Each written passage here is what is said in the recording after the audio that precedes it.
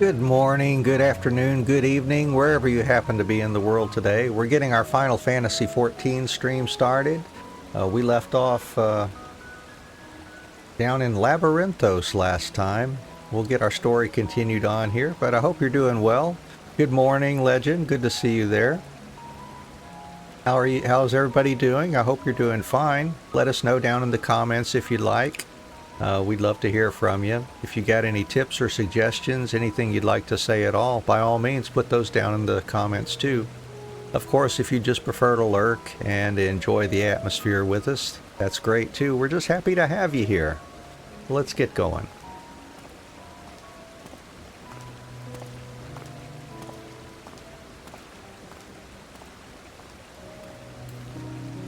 We have to go investigate some boxes. Says here. Go see what's up with these boxes.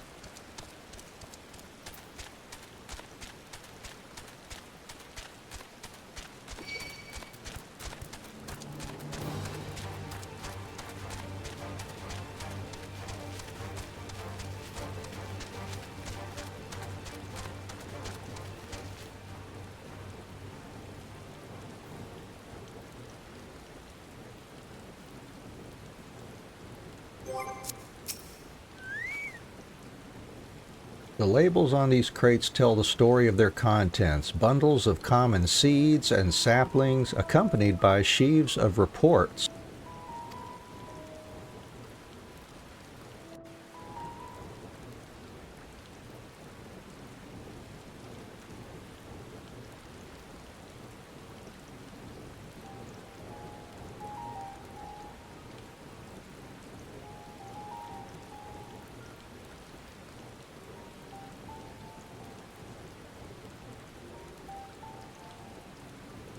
Hard to look away, isn't it?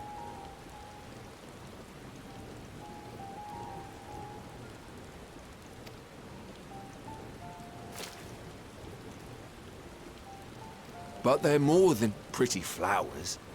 Heart blooms are attuned to ambient emotion.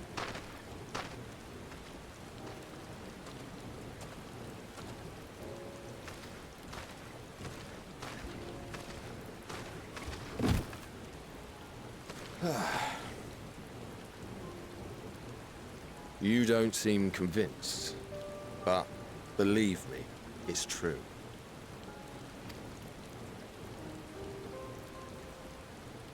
This ashen grey, for instance, it mirrors the anxiety and urgency of those working nearby as they rush to fulfill sudden orders.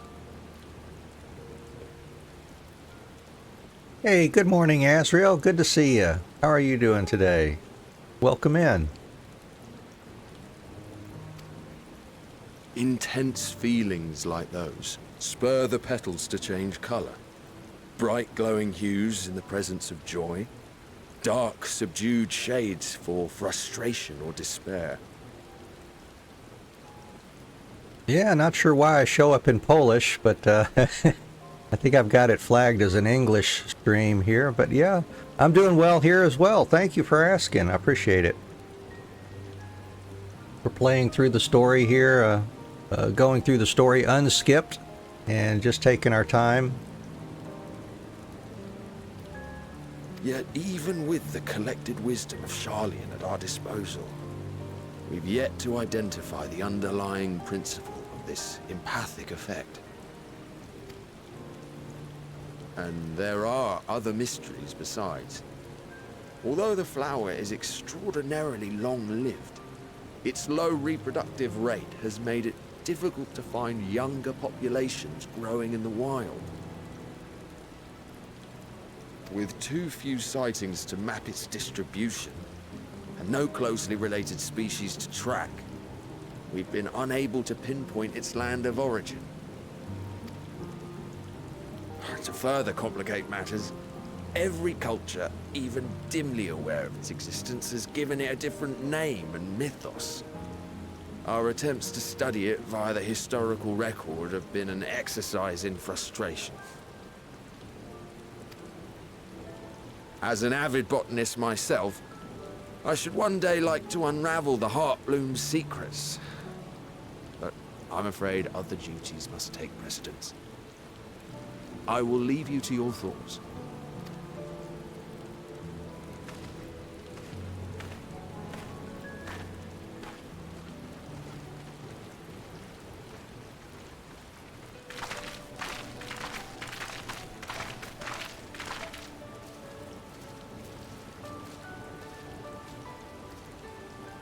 Have you learned aught of interest?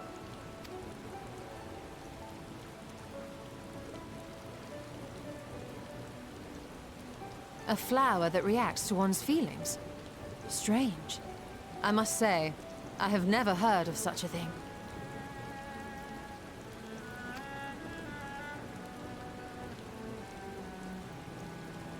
This is all very fascinating. But as it stands, we failed to gain any significant insight into the Forum's undertaking.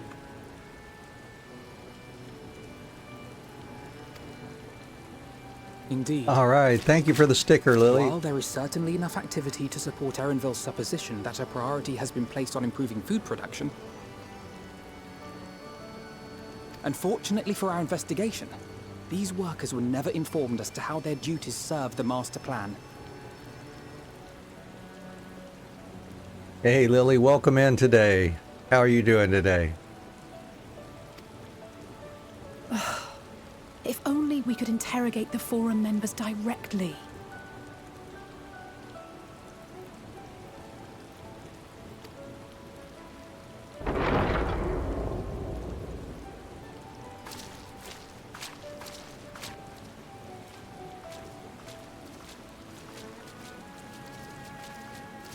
Isn't that the entrance to the Arcade?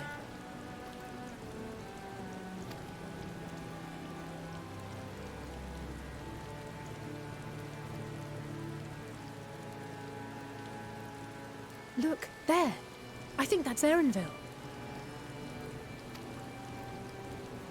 A little difficult to tell from here, but I think you're right.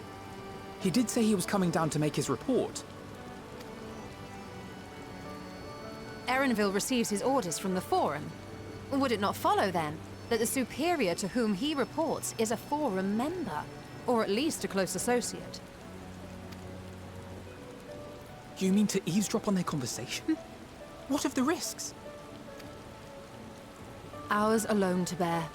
We won't interfere with Erenville's work, nor will he be implicated as an accomplice. If you're not comfortable taking part, I can do this alone. Nay.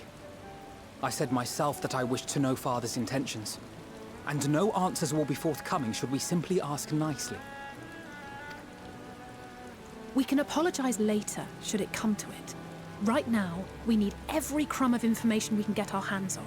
Consequences be damned.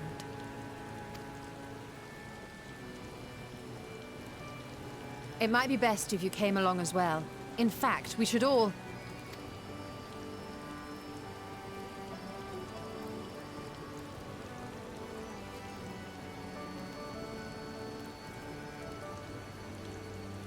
Cryo?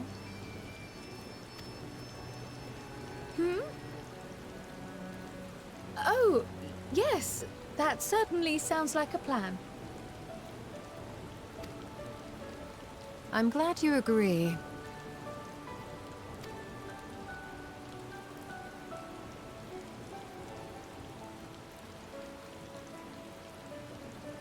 Quickly!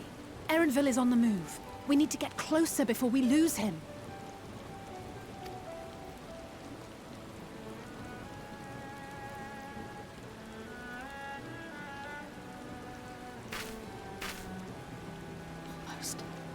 I can almost reach you.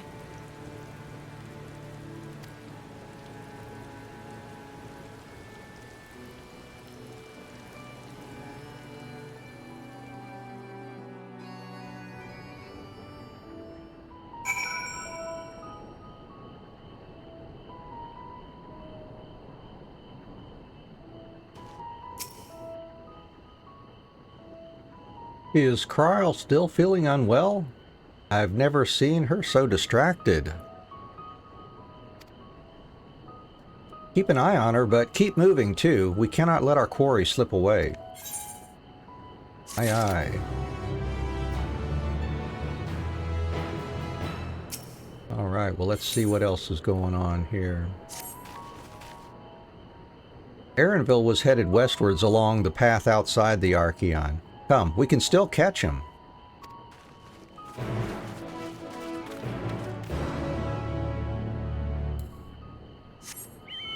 Right, so let's see. Geronimo. There we go.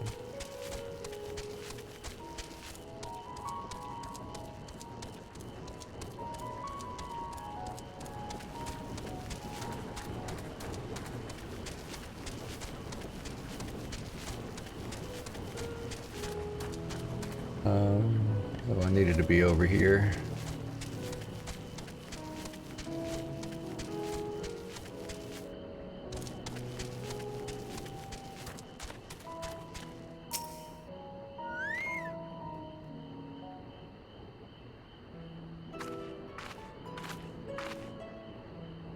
Hold a moment. I have an idea.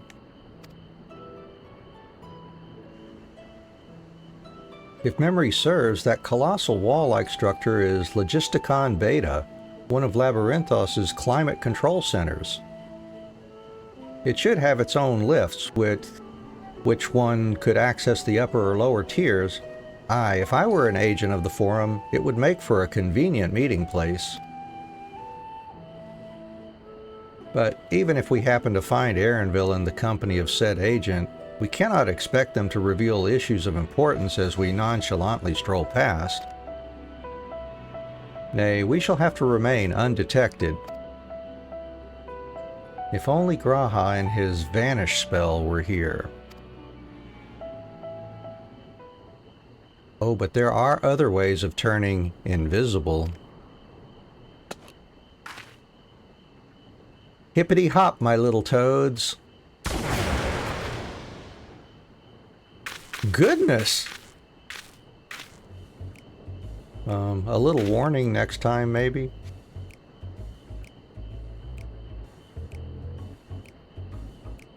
I did not get turned into a toad for this, did I? She turned me into a toad without my consent. I don't like that. Unaccustomed to transfiguration? Worry not. It will wear off with the passage of time. I suggest you and your green companions hop along and catch up with Erenville. Should you feel the magic's fading, return to me and I will refresh the enchantment. Okay, I guess it's not so bad. And what am I to do in the meantime? Wait here with me. In your current state of mind, you'd be as likely to leap into the jaws of a predator as you would learn of anything of note. Which reminds me, where are the creatures hereabouts? In that form, you are essentially defenseless. We have changed into a toad. Yes, I can see that. We must remain transfigured in order to progress with the quest objectives. You will return from your transfigured status if you move too far away. Alright. And we can always speak to Ishtola if that happens. Alright, here I am. I'm a frog. Yay! Alright, Alphino, ribbit. Ribbit, ribbit, ribbit. Alpha Toad and Alatoad are now accompanying me. We'll keep them at my side then. Alright. Let's go, Alpha Toad and Alatoad.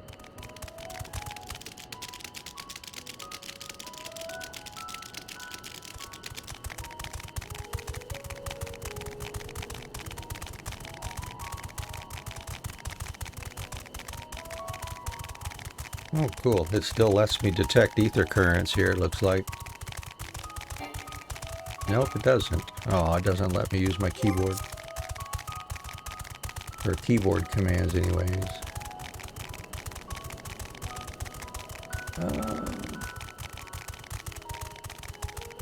Alright, Luncheon Toad. I just don't want you to find me.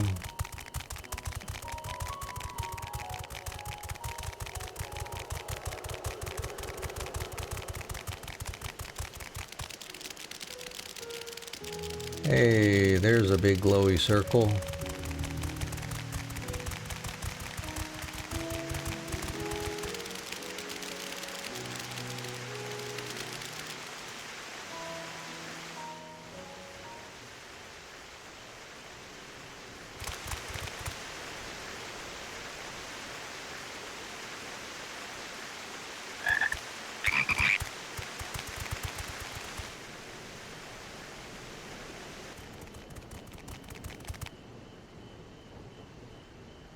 I trust you will find your compensation to be more than satisfactory.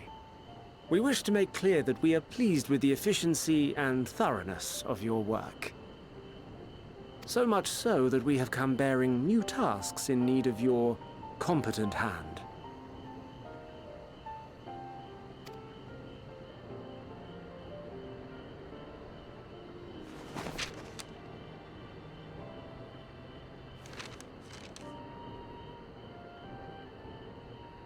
Another lengthy list. If I may speak frankly, the Gleaners have been pushed to the point of collapse by your unending demands. We are not familiars to be exploited. We are Sharlayan scholars, and we deserve an explanation for this unseemly treatment. What warrants such urgency?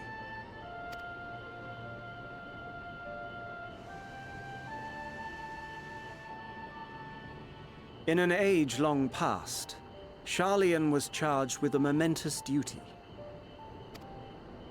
And now that word of the final days hangs heavy in the air, the time has come for us to fulfill that charge. I can say no more, but I promise you this. All will be revealed in due course. And when it has, you will understand that your toil was in service to the greatest good.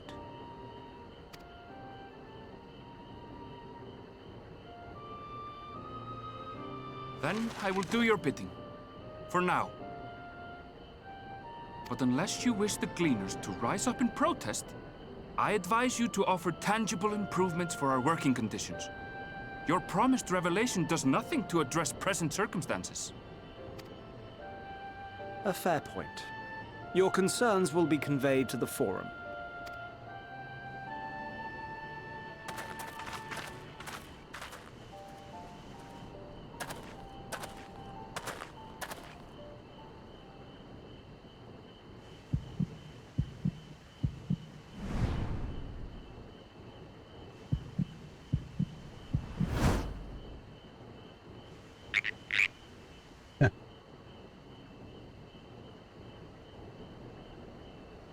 I hope that was informative.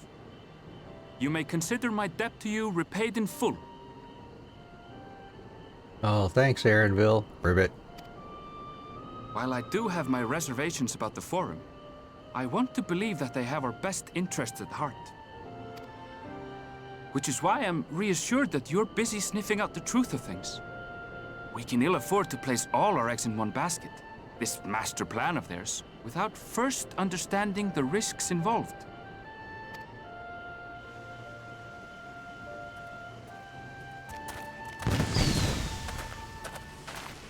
Wait! How did you know it was us? If you mean to impersonate a toad, try studying the real thing. And don't try to fool an expert.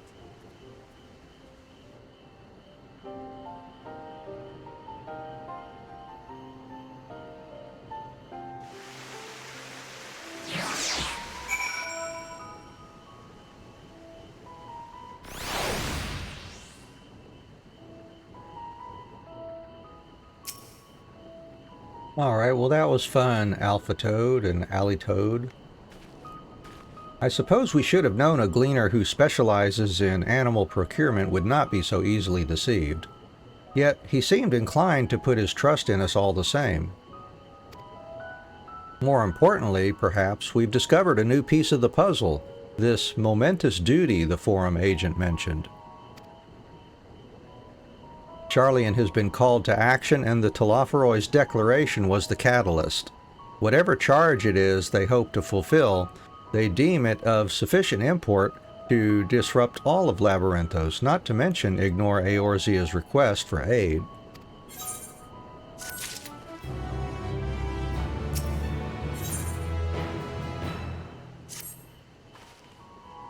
What duty could warrant the direct involvement of the Forum and the commitment of all its resources? Judging by what we just heard, none of the gleaners were offered any kind of explanation.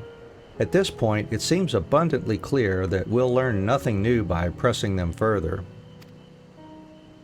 We should head back to Ishtola and Kral for the moment, see what they think of this.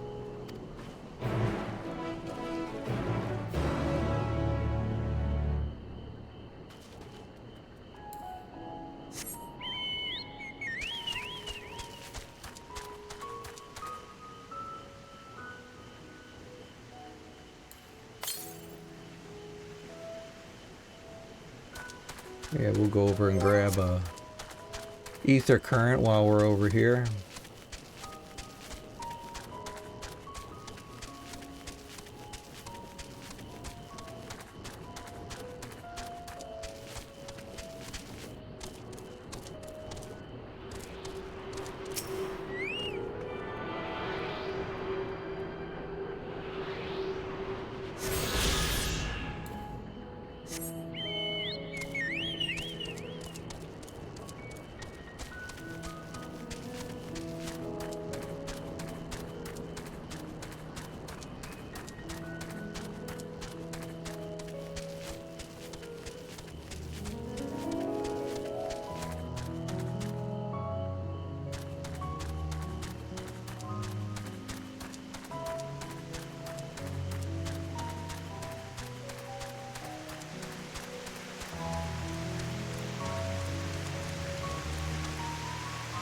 What do we got there? We've got a northern snapweed. Yeah, I think I will work on them. See, let's go ahead and get the bird out here too.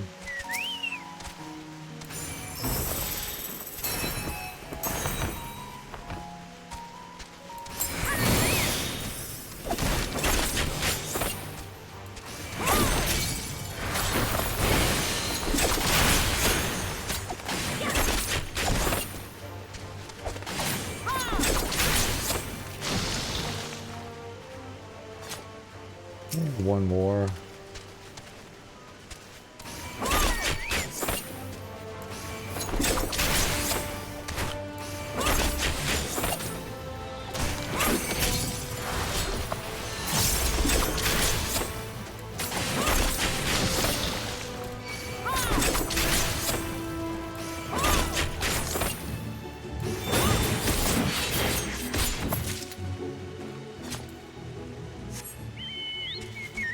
Right, well there's some more sacks of nuts.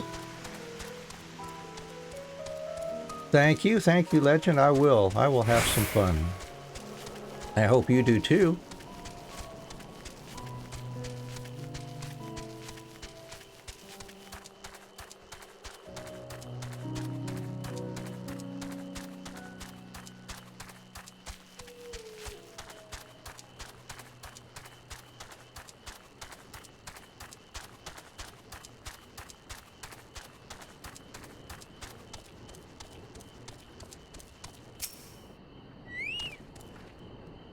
Welcome back. I trust you found Erenville then.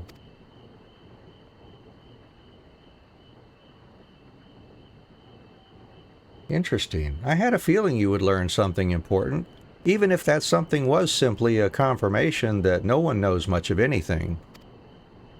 We should share this with Kral, then discuss how we'd like to proceed.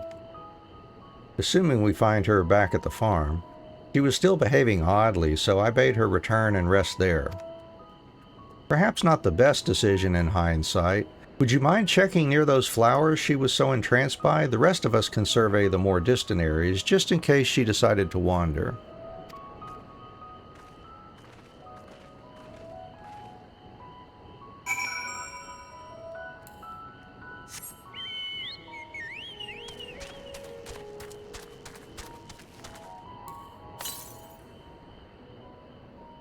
Another one just southwest. I wonder.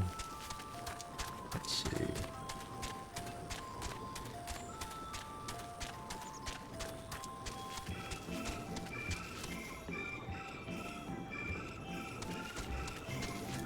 Go take a look. Take a look-see.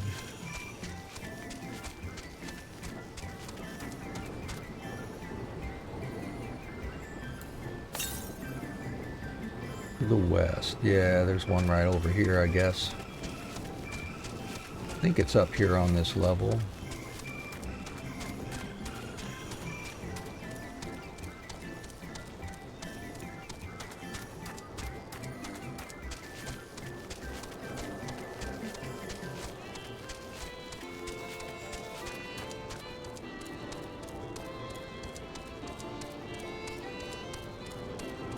There it is.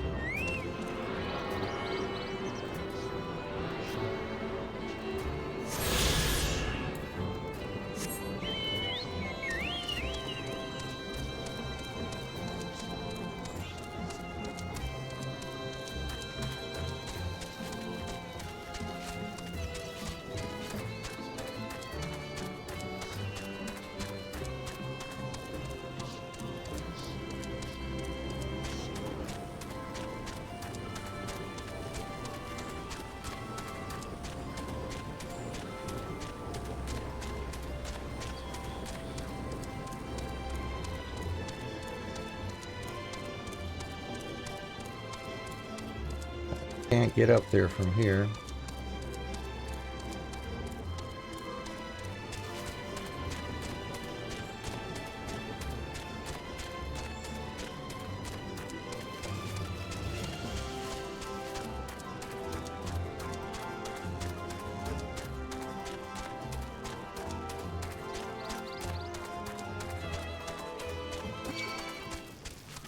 No, no, no, Stray Tomato. We don't have time for you right now.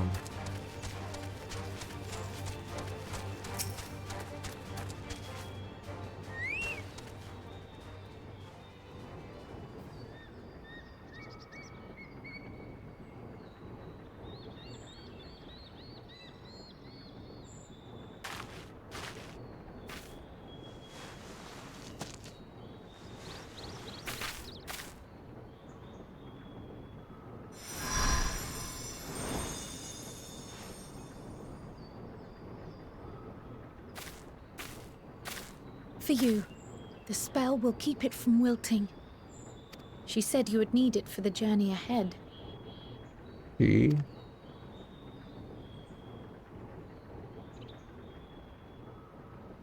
Will you speak with her now? I cannot hope to match Minfilia's clarity, of course, but...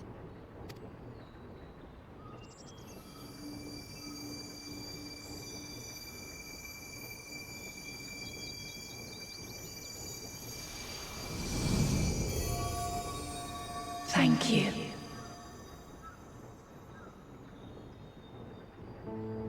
Do not worry.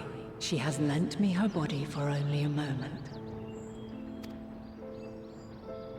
Just as I could not save the first from the flood of light, it has become arduous for me to interact with the physical world without assistance. Though I might converse with you for a time, the incorporeal form I assumed on the ship would be incapable of casting even the simplest enchantment. It is in the depths of the ethereal sea, the place to which all life returns, where my influence is greatest. After Minfilia's sacrifice on the first, it was to the sea, here in the source, where I ferried her soul. I wished that gentle spirit to find rest in the world she loved so well.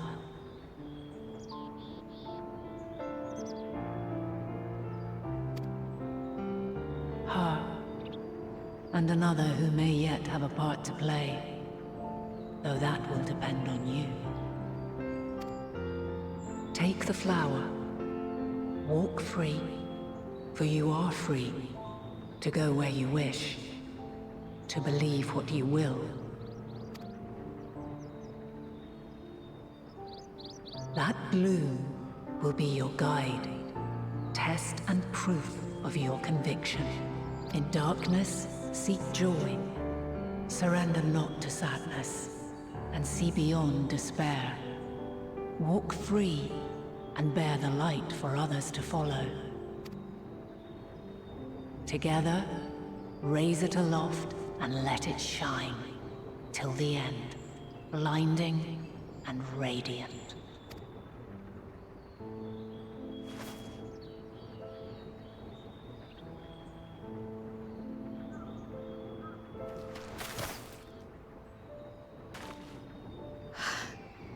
was all too brief.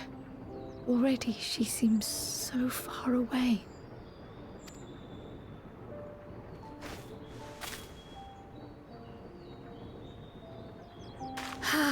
My apologies if I startled you. Ever since we began our descent into Labyrinthos, I had sensed another's will, straining to reach out. Even with my particular talents, though, I was unable to make a connection at first, so weak and tenuous it was. Once I took hold of that wispy thread, imagine my surprise to discover it was Heidelin herself. Needless to say, it seemed wise to learn what we could before letting go.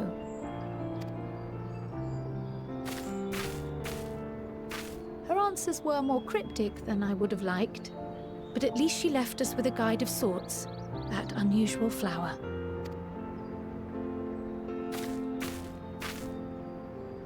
Yes, we are definitely making progress.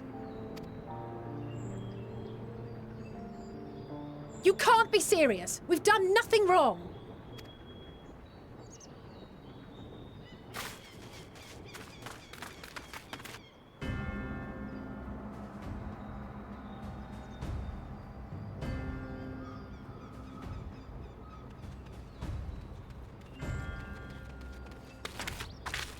Master Fortuno, what business has the Forum with us?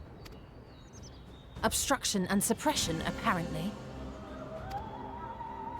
Mistress Baldessian, our records show you facilitated the Scions' entrance into Sharlayan by claiming them as assistants for your organization. We are aware of your investigations. After alerting the major institutions to the presence of potential troublemakers, we received word from an Archean custodian, a group operating under the auspices of the students, skulking about Labyrinthos and engaging in clandestine behavior. Clandestine? We may not have entered Sharlayan as Scions, but we did naught to conceal our identities. Our only purpose in this city is to seek the truth.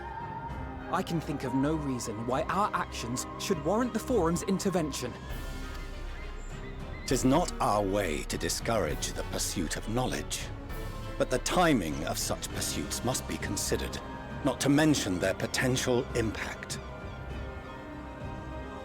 With the world in chaos, we, the true caretakers of wisdom, have committed ourselves to an undertaking that demands the utmost discretion. And we will not risk its success by turning a blind eye to disruptive foreign elements in our midst.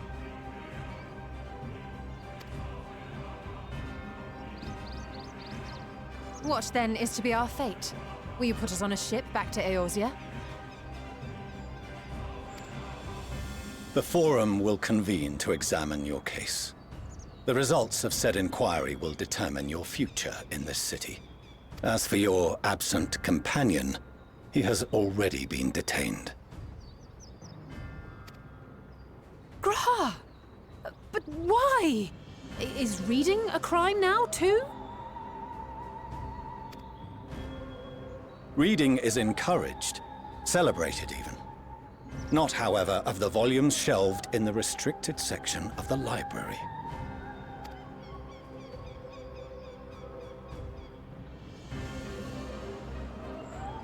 Refusing to comply will only make matters worse.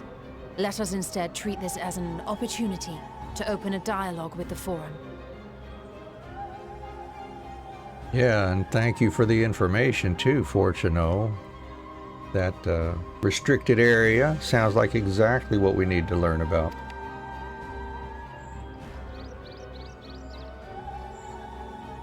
Silence is often one's best defense. I would advise against prolonging the proceedings with frivolous discourse. But enough. This is not the place for debate. The rostra await.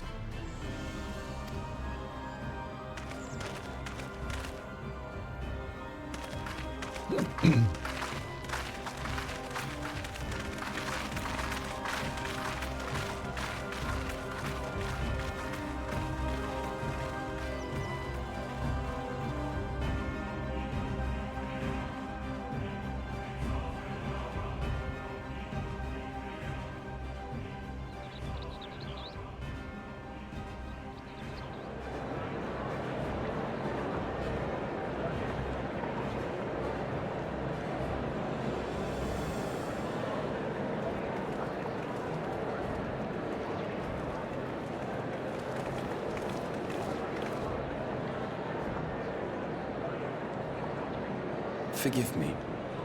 I was careless. We would have been detained regardless.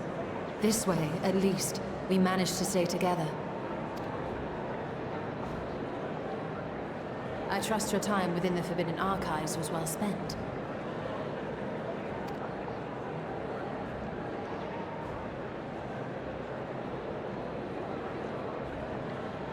The Forum will come to order. This inquiry is now in session. As Speaker-elect, I will be presiding over the day's proceedings. Master Fortuner, would you be so kind as to restate the matter which compelled you to summon your colleagues with such urgency? As you are all aware, we recently denied Eorzea's request for Sharlayan assistance. Since then, certain individuals dissatisfied with our decision have taken it upon themselves to interfere with our work. They entered our nation masquerading as associates of the students of Baldessian. But these malcontents are better known as the Scions of the Seventh Dawn.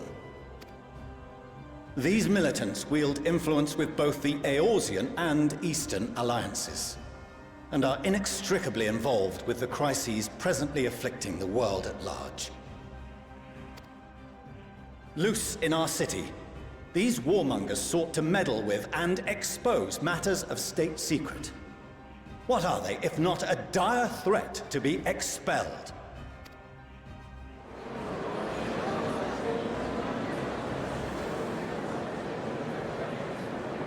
You have tarnished the good name of the students.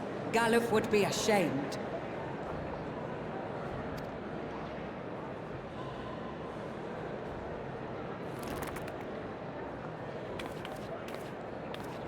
Galuf Baldessian was never one to forsake his fellow man. Oh, I like the Cryo look without her hood on her head. That's cute. Even if this nation closed every door and retreated from the world, he would have found a way to help the Scions, help every soul of this star fight back against the coming doom.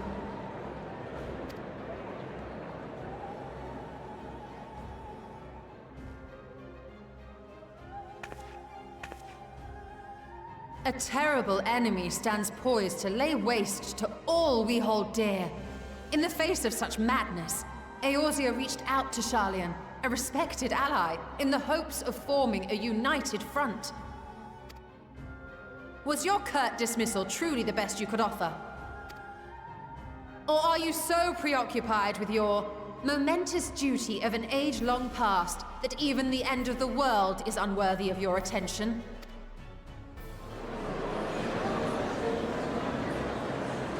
Whence came this revelation?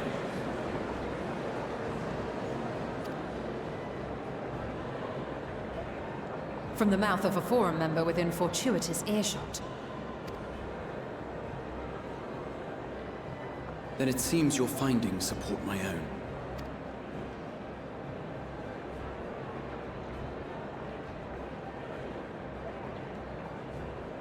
The reason I visited the restricted shelves was to study records of the Forum's policy-making process, to better understand the historical trends underlying their most major decisions.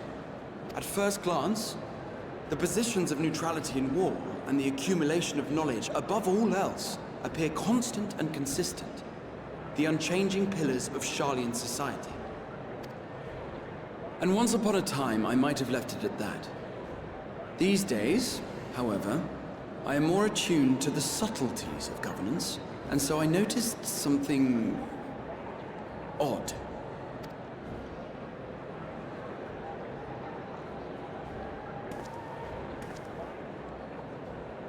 From a particular point in time, the purpose of these policies shifted. No longer was knowledge preserved for the benefit of society. Rather, society was to be gradually reshaped to ensure the preservation of knowledge.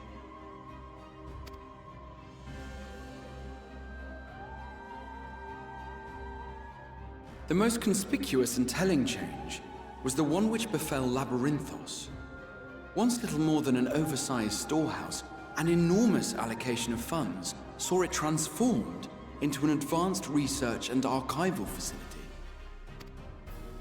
I also discovered a fascinating account on the finances of our Dravanian colony.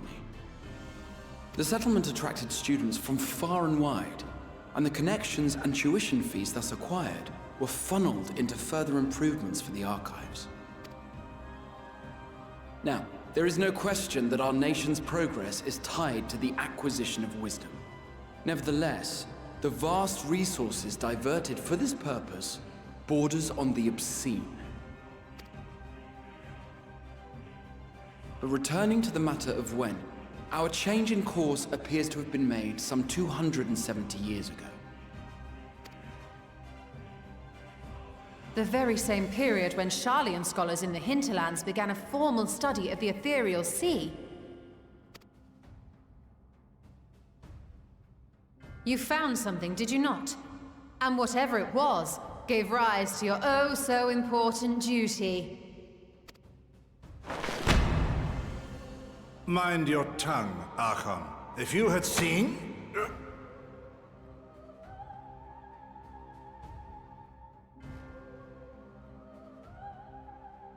Yes.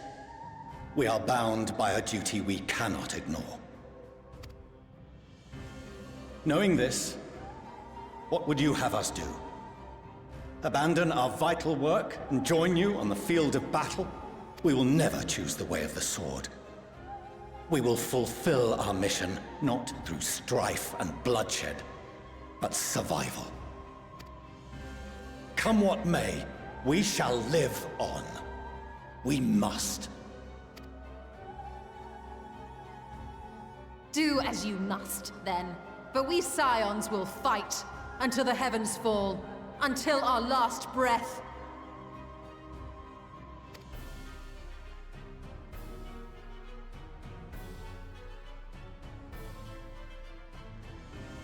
Such misguided zeal.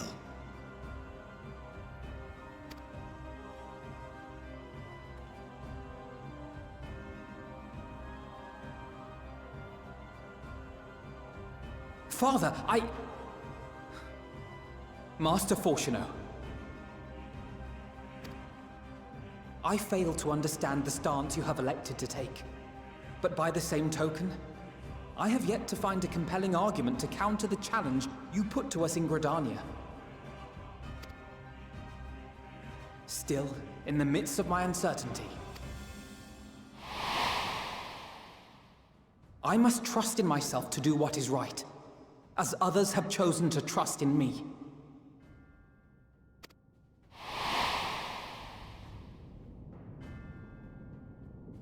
So I will continue, as I always have, weighing the consequences of my every action, and allowing my hope for the future to inform my decisions. That's quite enough. Have you all forgotten the reason for this assembly? Skolok Monteshane. He's the head of the Studium and an old friend of my grandfather's. Honestly, every discussion devolves into some interminable debate. Terrible habit. Let's return to the topic at hand, By their own admission, these Scions have resolved to fight alongside the Eorzean nations against the doom which swift approaches. But there exists no evidence of an attempt to incite our citizens to do the same. Furthermore, while our decision may well have been the correct one, we cannot simply bull our way through these disagreements without inviting doubts or objections. Put yourselves in their place. Who among you would leave a tome unopened if an elder forbid you read it with no reason given? No. If we're to quell further discontent, then we must conclude this matter with a fair and even hand.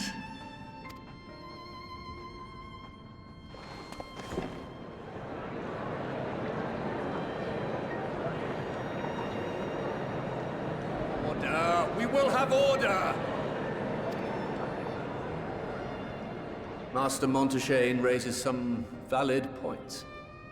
Keeping such concerns in mind, I propose we enforce the following measures. Until further notice, the students of Baldesion are to cease any and all activities within the domain of Sharlayan. You will also refrain from any further investigation into the Forum's decisions and duties. Failure to comply with these restrictions will result in the immediate expulsion of your Scion associates.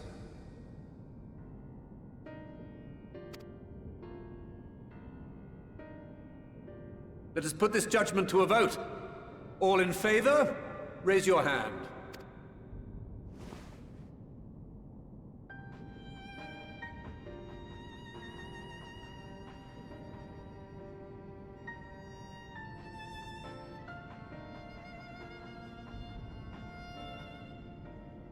I count 51 for and 48 against.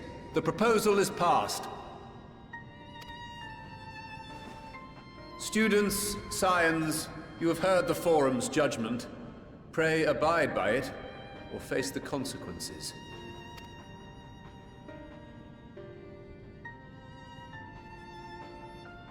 Honored members, I thank you for your time. This inquiry is concluded.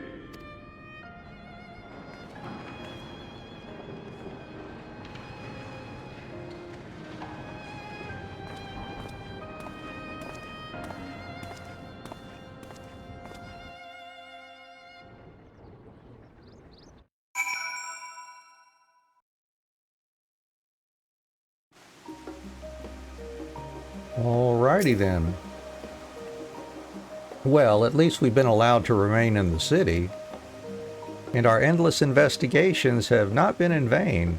We now know that this mysterious duty of theirs began with whatever the Forum discovered in the ethereal sea. With our freedoms so sorely curtailed, however, we will struggle to learn aught more of substance here in Sharlayan.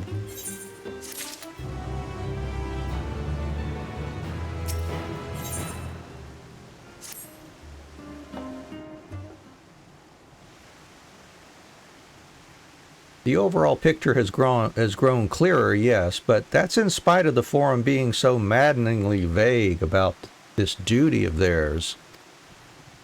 Why are they so reluctant to explain their actions in plain words?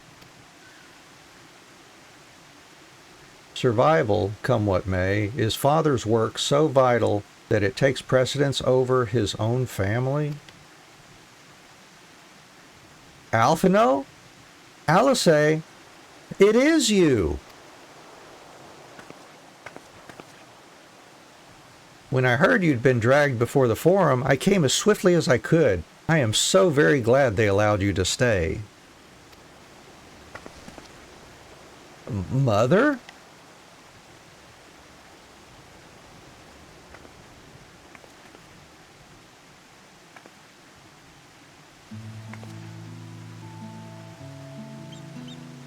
Ameliance Leveilleur at your service. And you fine people must be the Scions of the 7th Dawn. How lovely it is to finally meet you.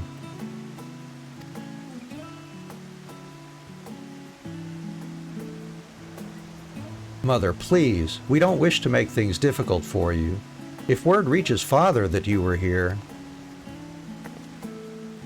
Oh, bother that. Am I to be chastised for speaking with my own children? I am well aware that you and Master Fortuno are not on the best of terms at the moment, but I've been absolutely desperate to see my darlings again. You will come by the house, won't you? I have gifts waiting. The timing couldn't be better. As matters stand, we shan't be going anywhere until we discuss matters with Thancred's group and reconsider our options. Go visit your home. We will be back at the Annex when you are ready to rejoin us. I'm not sure Anne, what do you think? Anne? The Anne Adventurer? What a splendid day this has turned out to be. Champion of Eorzea, I insist that you join us.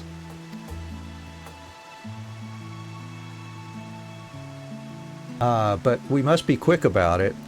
Not for my own benefit, but should my husband return and find you enjoying our hospitality, the servants will be made to suffer the consequences. Anne, if you would be so kind as to escort my children to the estate.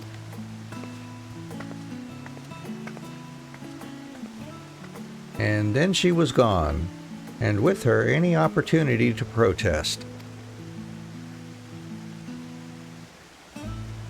Indeed, the matter is settled. Enjoy yourselves, you three.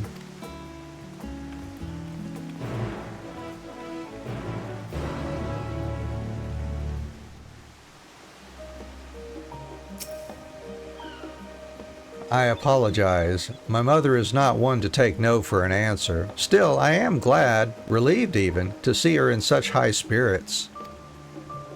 What say you, Anne? Though it seems we shall have little enough time to enjoy it, will you accompany us on our visit home?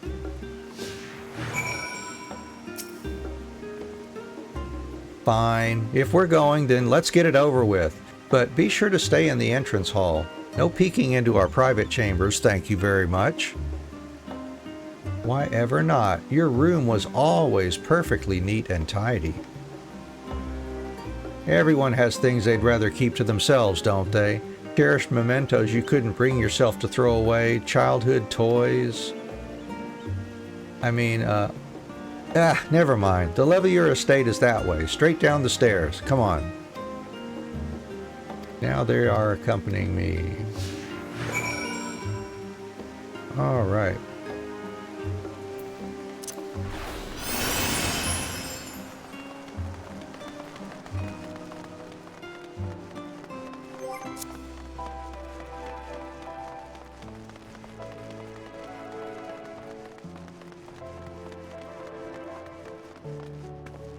What they got to say. View from the bridge. When Alice and I were little, this bridge was as far as we were permitted to wander alone. I say alone, but my mother or a servant was always somewhere nearby, keeping a watchful eye. And now look at us, traveling to different continents, different worlds even.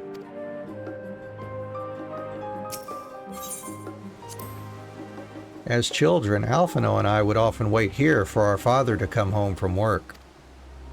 It must have been a day when his meetings ran long, because I remember growing restless and leaning out over the railing to watch the water rush by. Father, of course, arrived at that exact moment, came pounding down the path in a panic, crying out my name. I wonder if Alice and Alphino had to share a room when they were smaller. Ah, so one half was perfectly tidy and one an absolute mess. Good question, yeah. I wonder if that's what... She didn't say specifically that they each had separate rooms there, did she? Maybe we'll find out.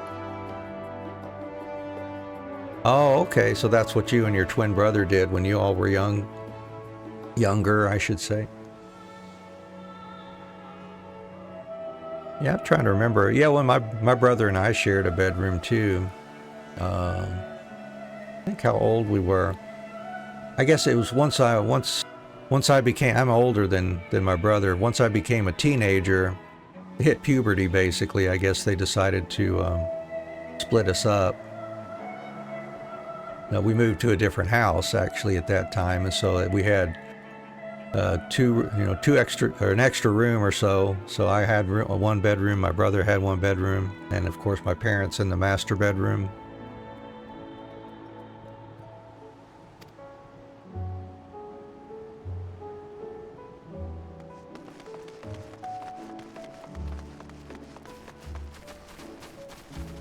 Shared until you were like 10 or 12. Yeah, that sounds about the same for me and my brother too.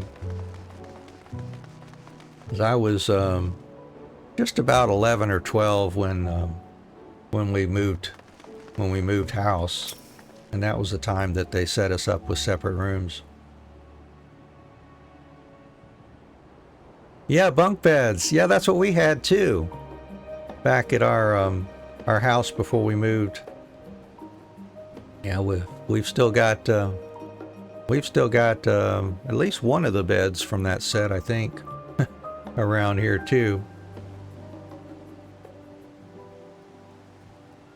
The old bunk beds.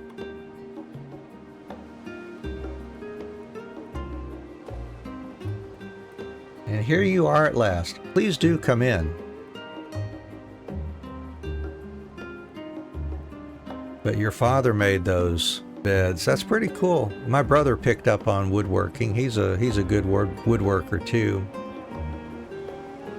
But yeah, making something like that, wow. I really admire that. I never got that talent myself.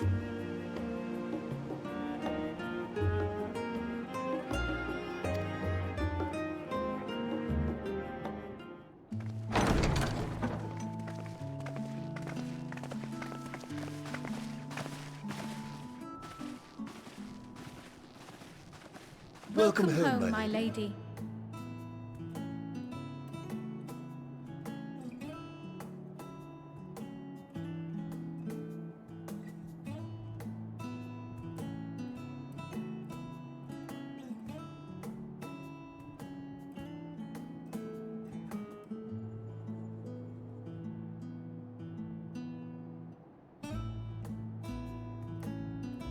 What?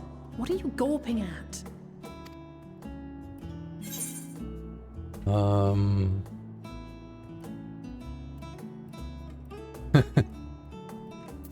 Just admiring the craftsmanship. Oh, I suppose I never gave the decor much thought. I'm glad that you approve, I think.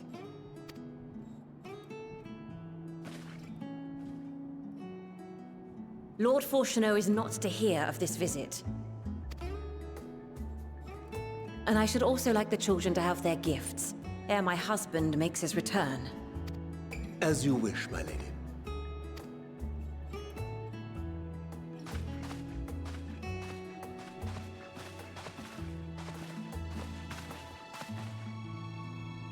Master Alphino, Mistress Alice, if you'd accompany me upstairs. We shan't be long.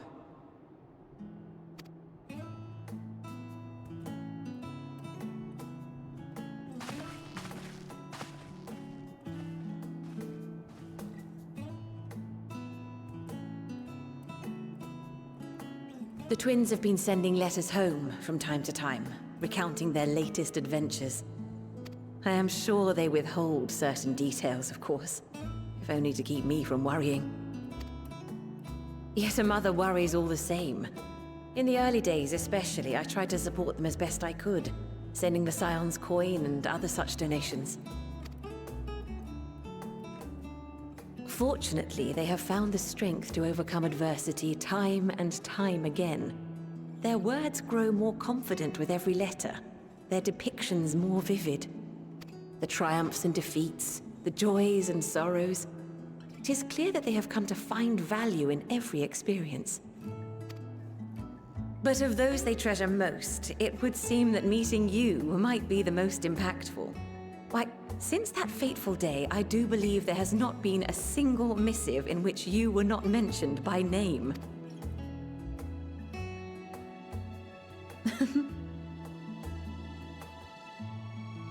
It is plain they care for you, and I am glad they have such a steadfast companion watching over them.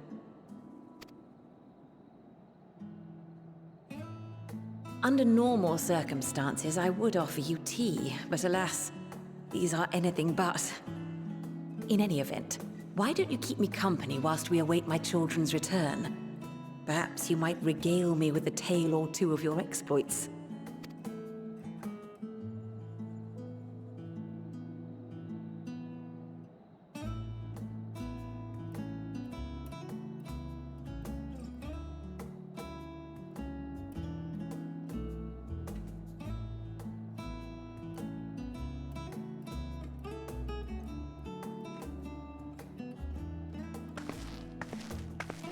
When you mentioned gifts, I wasn't sure what to expect. Mother, Oh, look how well it fits you. And the style is to your liking?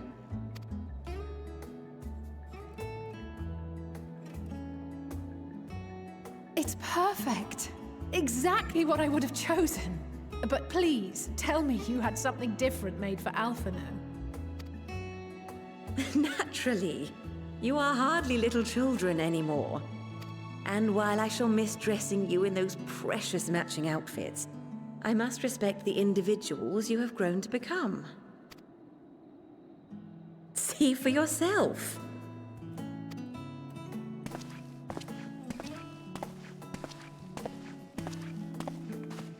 Thank you for the splendid clothes, Mother. Stylish, comfortable, and eminently practical.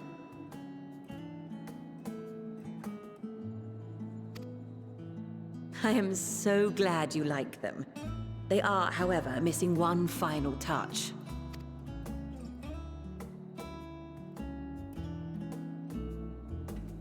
If you'd allow me, Master Alphino.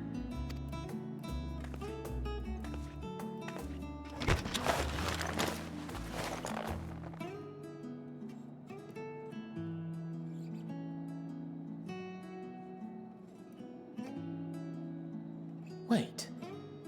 Are these... A sage's tools of the trade. They belonged to your father.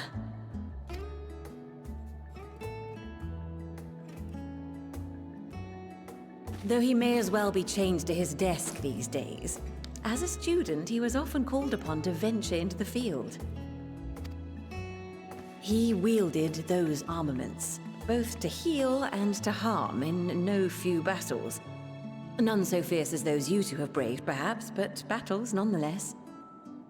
Thus did I pull them out of storage, to show you that he was not always the man who stands in vehement opposition to you now. And also because it would be a terrible waste of ridiculously expensive House Leveilleur commissioned artistry.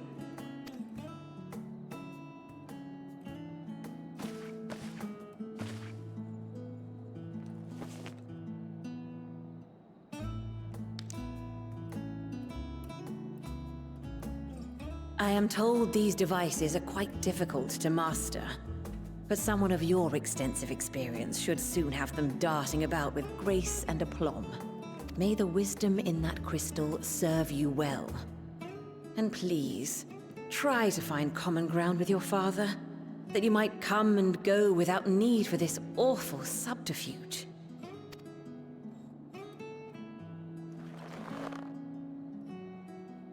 All right, Alphino gets a job stone.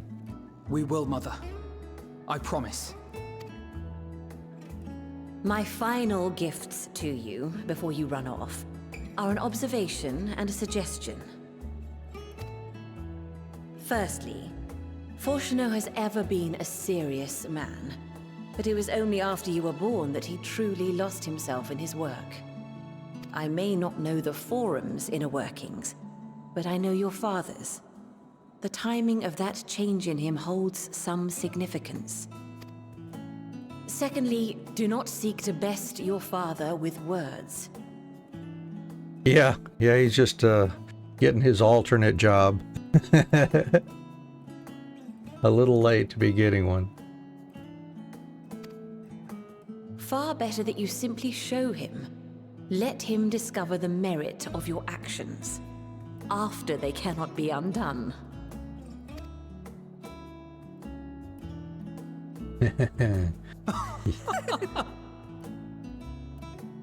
Oh, Mother.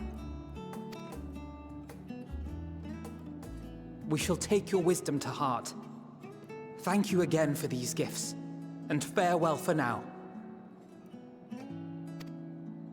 Safe travels, my children. Eat well, stay warm, and keep your friends close.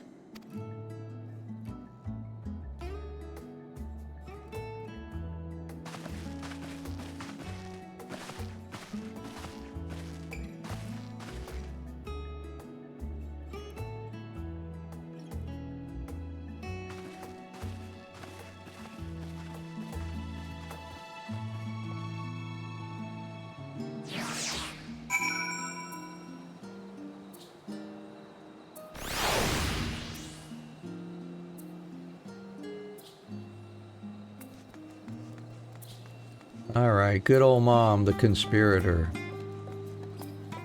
Now there's another lookout. I'll go ahead and grab that with my picture here.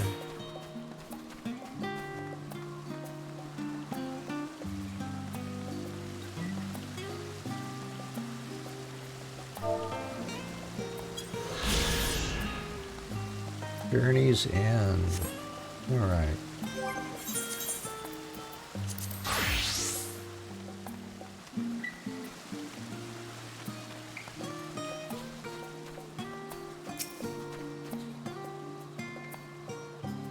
Thank you for indulging Mother's request. I can see it meant a lot to her, and I shall refrain from inquiring as to the content of your private conversation.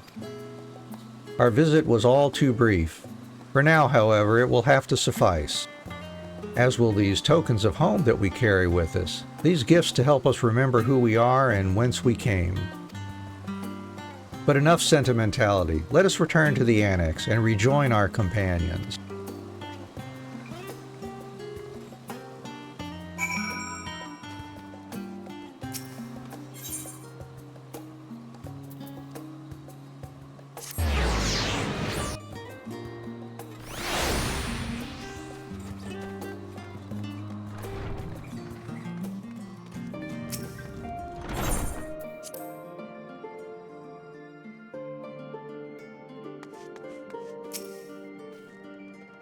Enjoyed your time with the Leveliers, I hope. I would ask how the twins fared, but their new outfits tell the tale.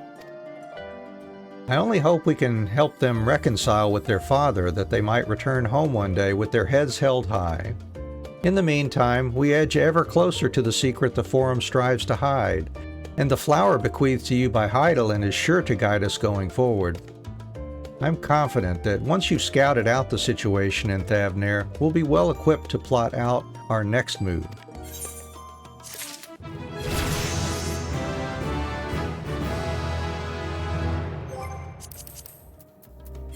And how are we doing on those ether currents? Yeah, let's see. We got 3 there out of 8 or so. Let's go. Where is it? Let's go back to Labyrinthos. I think there may be a ether current quest popped there now.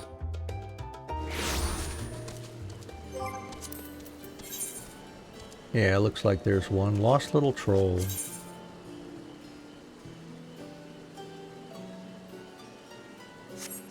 Yeah, back down the hill.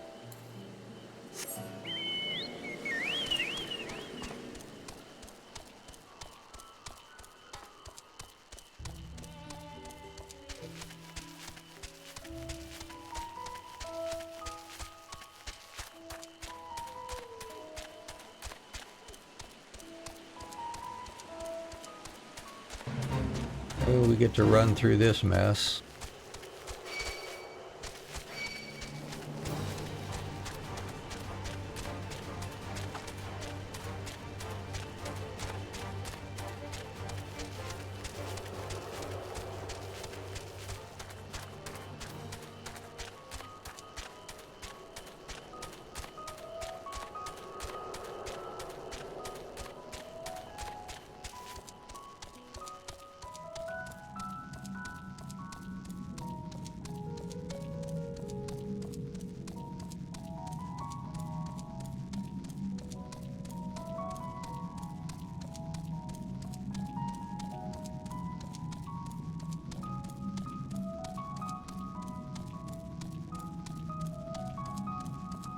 Oh, there's another one.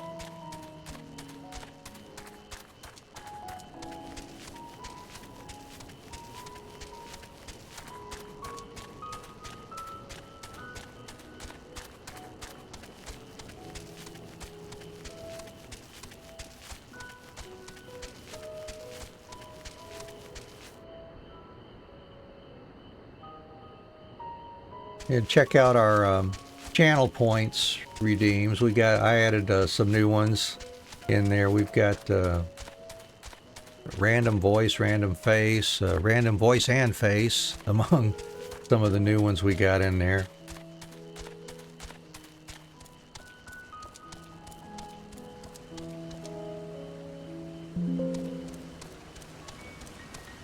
So, yeah, there we go. Wander around with the cucumber head, I guess that is. So, let's see. There's a ether current quest. What do we got going on here? Oh, dearie me. Yep. Way too creepy, huh? My sweetest Shaggles. One of the Archean's precious samples has fled. You have no idea what I'm talking about, do you? My apologies. I'm Nueli Tia, an archivist.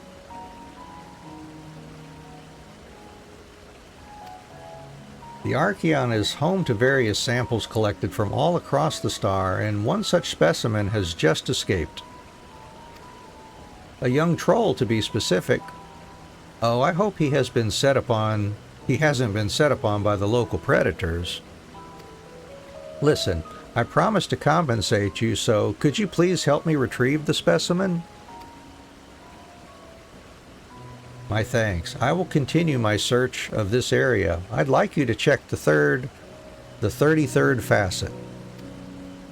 Once you've had a comprehensive look about, please meet me at the Archean to report your findings.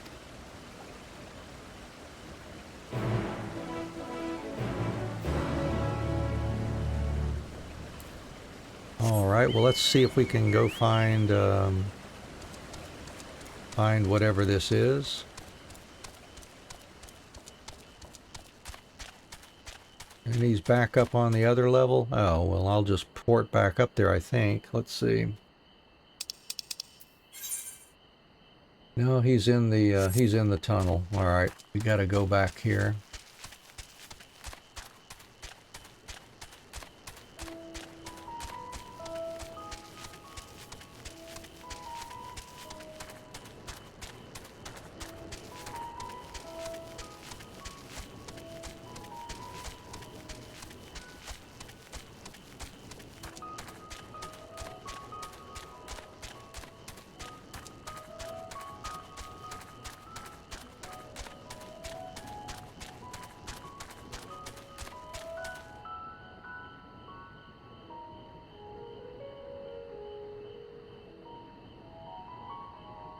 Let's see what we got here. I'm gonna see if I can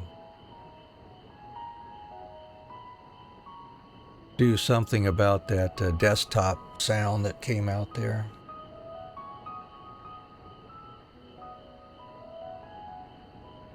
Yeah, I don't know. They may just have to live with it, but we'll see.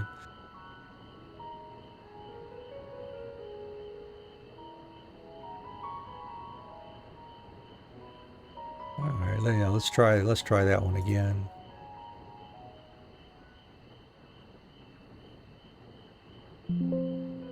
Nope, I don't know. I may not be able to do anything about that.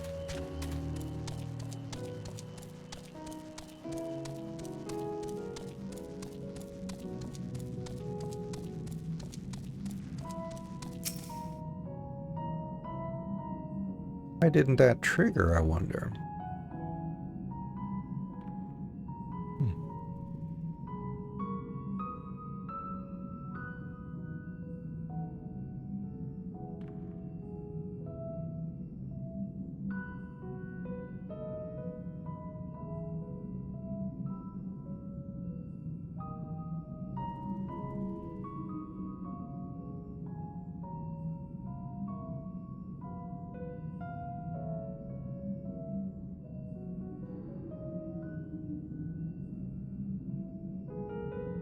Yeah, sorry, I'm just looking at a few things, figuring out what's going on with some of those commands here.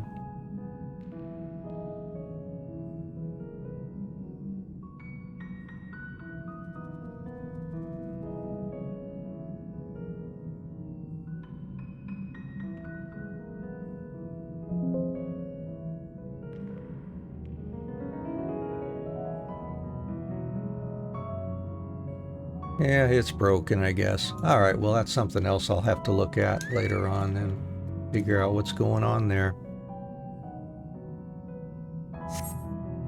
I see no trolls, great or small. Perhaps a bit further in. Alright, well let's go look a bit further in then.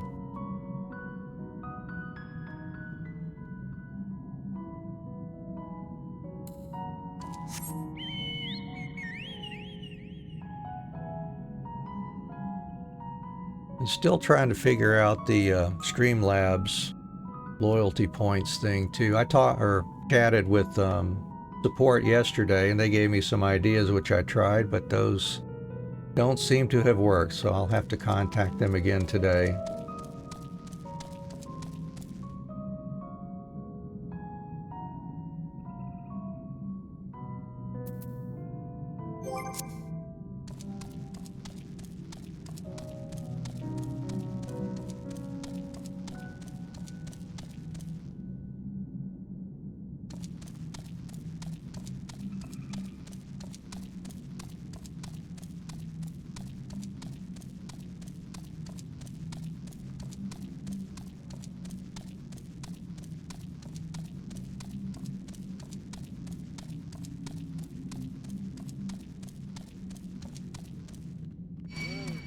Yep, you are going to be sound sensitive, I'm sure.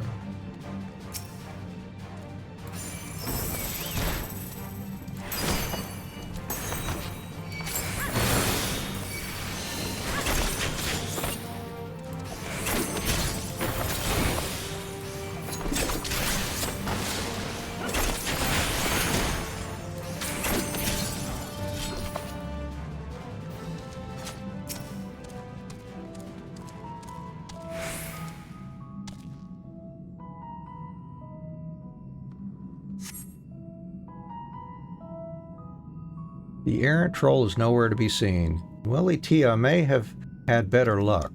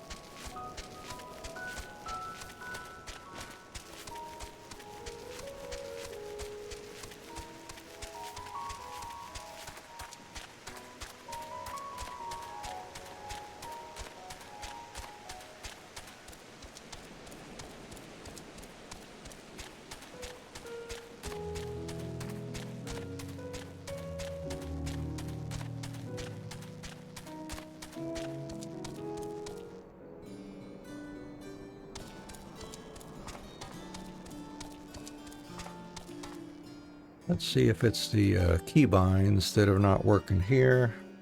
Yeah, keybinds aren't working for some reason on that. Intriguing.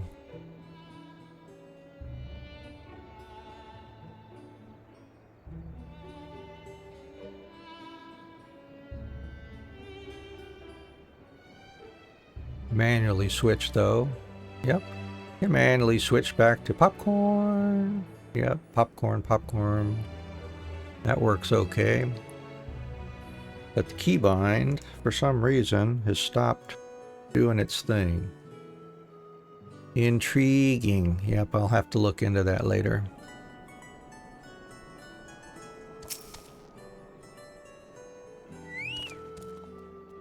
I see. I was unable to find the specimen either. However, I did meet someone who claimed to have seen it in Mornvale Forest. Let us head there and see if we can track it down.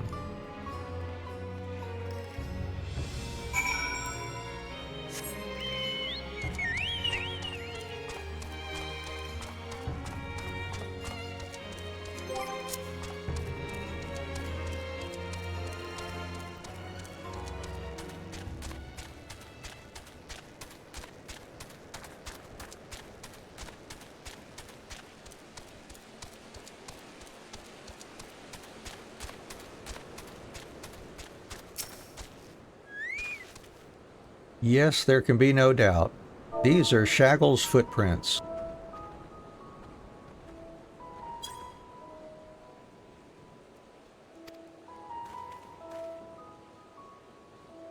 Ahem, I have uncovered the specimen's trail. It should be close. If you find it under threat from the local fauna, you may dispatch its assailants.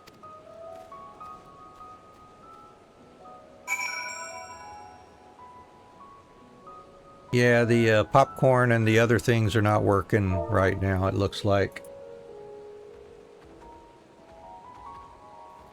I think it's because of my keyboard input in the game here, too. So we'll have to fix that later on, it looks like. But we can change it for you for a little bit. Sit here and be popcorn for a little bit.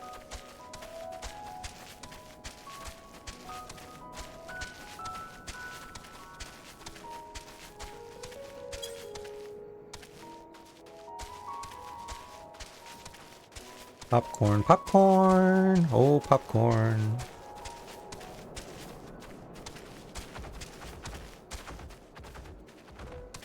Yeah, that one did work. I saw that one worked, and then after that, for some reason, they don't work anymore. I tried to trigger from my account, and that just didn't do the trick.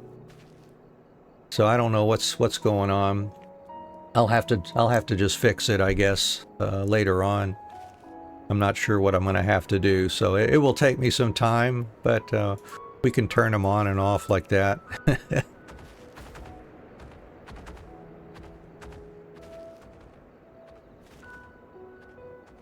Right, let's see. All right, we got to go into the glowy purple.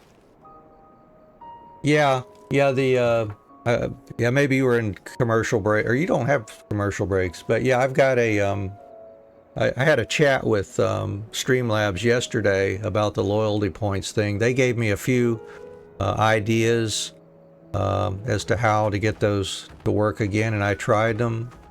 And then this morning got everything set back up, and it's still not working, so I'll have to chat with them again later. See what other suggestions they have, or if they can do something. Yeah, the random face is broken now. Yeah, I'll have to work on that. So, yep. Technical difficulties, like I said in the message, it could be a train wreck, while we figure these things out, but we are working on them little by little. We'll get things figured out eventually. And I suspect it's the game's keyboard input interfering with things. I'm not sure why it worked the first time then, if it's the game that was preventing that, but we'll figure it out eventually. Yeah, I may just need to turn those off, especially if we get more people in here. All right, well, let's see what we got to do here.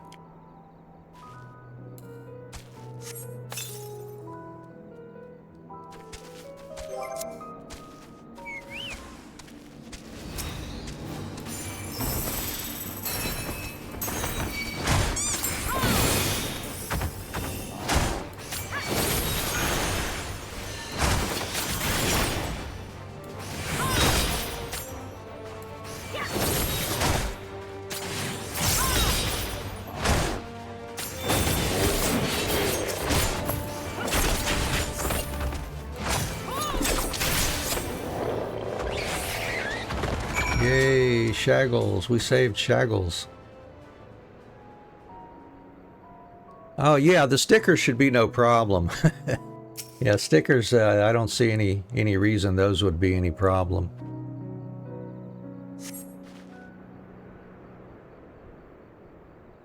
And thank you for that sticker. Appreciate it, Lily.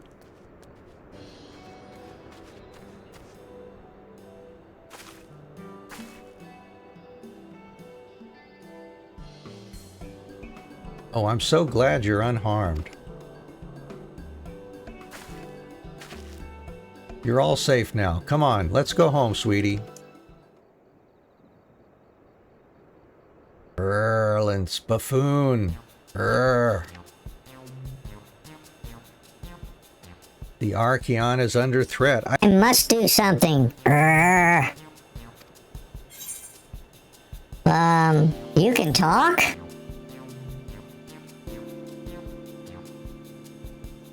Yeah, well, interesting.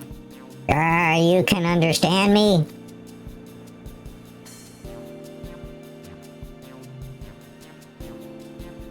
Wait, are you able to communicate with him? I guess so.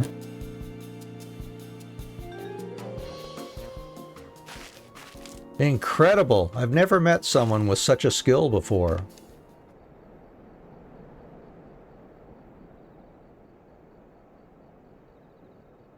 This bundle of joy was born in Labyrinthos. However, he was abandoned by his mother and in quite the state by the time we found him.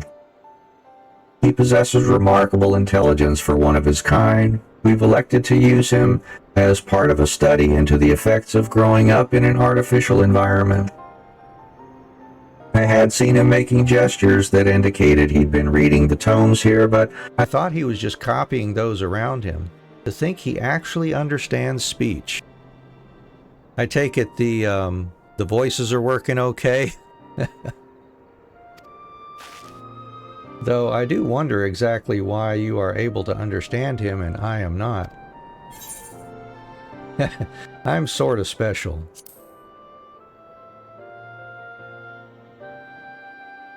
Really? Oh, what I wouldn't give to understand him too. You possess the echo, don't you? I find it difficult to the way your kind do, but I suppose it makes sense that you understand my general sentiments. I happen to learn of said power from the tomes in the Archeon. Honestly, that buffoon over there is surrounded by a sea of knowledge, and he makes no effort to engage with it.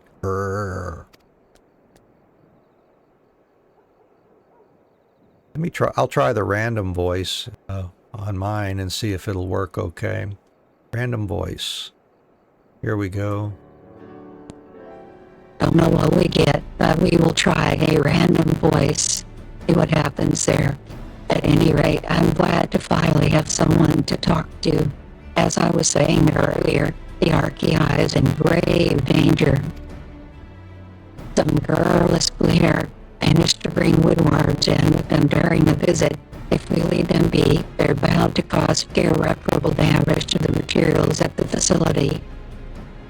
It sounds like really bad action. It could be. Yeah, I don't know which one it, which two. Let's see. Oh,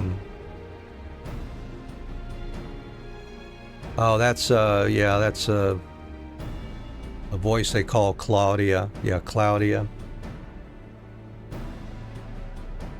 Yeah, I'll check it out.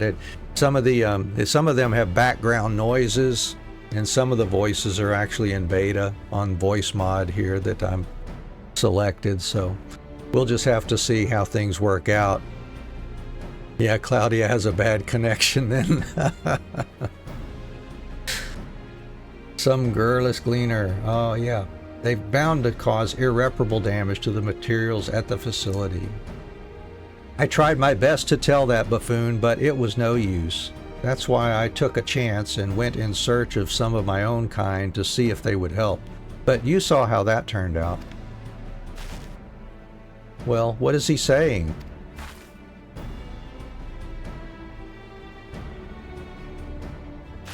Oh, dearie me. Still, it was most courageous of him to try and solve the issue on his own. Now that we're aware of it, we need to sort out this pest problem at once.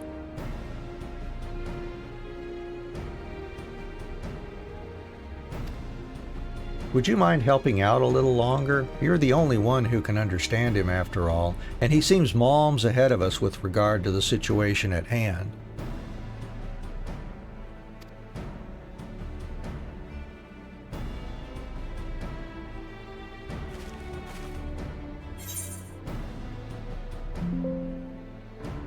Oh, that might work. Nope, maybe not. Just hear the bloom, bloom, bloom.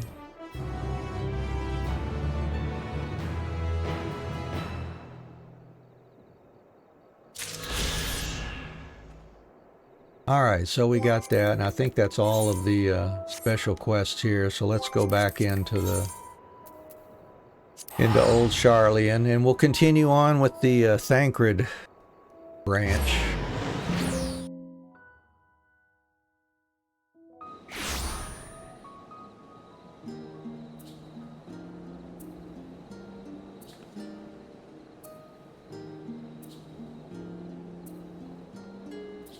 Yeah, I'll have to put like some debugging messages in those just so I can see what's going on too.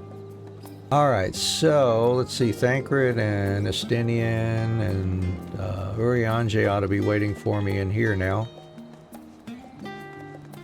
Oh, we got to speak with Kite, who is here.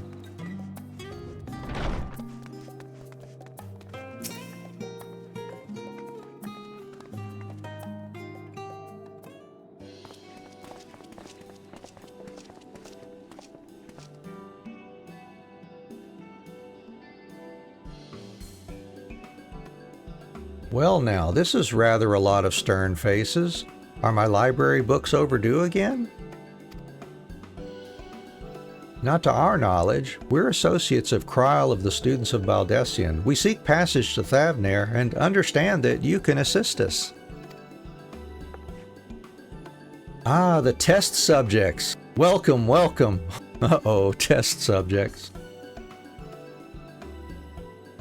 Yeah, that's what I say. Test subjects. Oh, you hadn't heard? Well then, allow me to explain. So, in order to travel to an aetheryte, you ordinarily need to be attuned to it beforehand. Otherwise, you can't use it as a beacon to seek out while you're a mess of ether hurtling along the life stream. An inconvenient but incontrovertible limitation of aetheryte teleportation. But what if I were to tell you that there's a way to travel to an aetheryte without being attuned to it? A way to teleport instantly to places you've never been.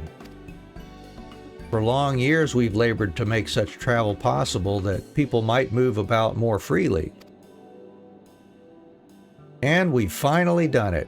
We've created a new kind of aetheryte that doesn't require attunement.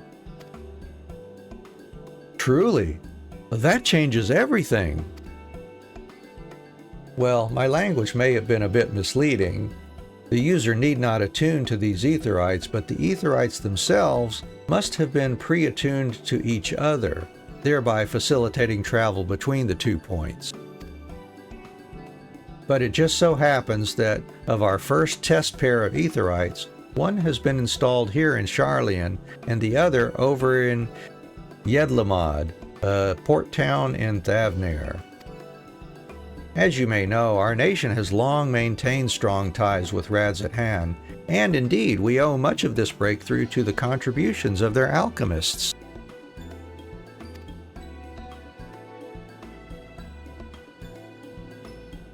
To sum up, we're to test these aetherytes. How fortuitous for you. I should mention that an accident has impaired my ability to channel ether. Will this be a problem? Not at all. As a matter of fact, you might say these aetherytes were made for people like your good self. The magics imbued within will whisk you away without any effort on your part. A veritable dream come true, and far be it from me to worry about such things, but do we have permission to make use of your shiny new invention? The only permission required is yours, so assuming you're willing, we're all set. It may come as a surprise, but we actually struggle to find test subjects. Most people seem to have an unreasonable fear of their souls gradually disintegrating as they drift helplessly in the lifestream, in the statistically unlikely event that something goes awry. Well, that's not comforting in the least. But it's plain that you aren't most people. Mistress Krile truly knows how to pick 'em. Yeah. If I might change the subject, are Master Wilson and Mistress Loida not present today? Oh, you didn't hear? They've recently resigned their posts. Their expertise was needed elsewhere. a large-scale project helmed by the Forum itself, as I understand, but I'm not privy to the details. I see. Any other questions? No? Then let's get going before you change your minds. Yeah, maybe you shouldn't say much else. Please see to your preparations and head outside to the Aetheryte Plaza. I'll be along shortly.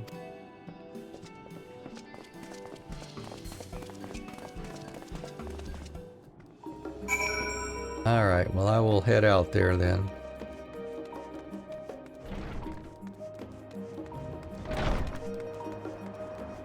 Yeah, we know what's coming up next, don't we? Waiting, waiting, waiting, and more waiting.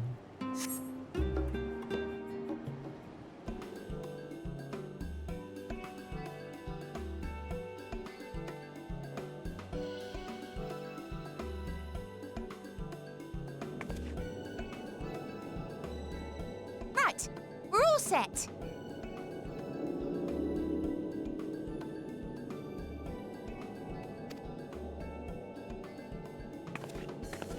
Just the four of you, was it? 3. I'm already attuned to the crystal in Thavnair. You are? Oh. I would have preferred more test subjects. Huh. Oh, well, never mind. If our 3 travelers could line up here, please.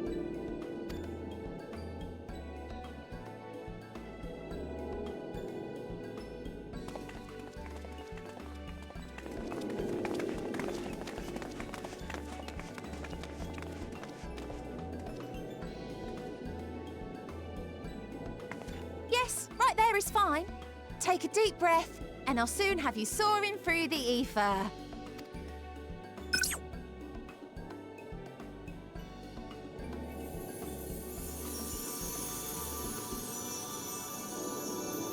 Oh, and one last thing.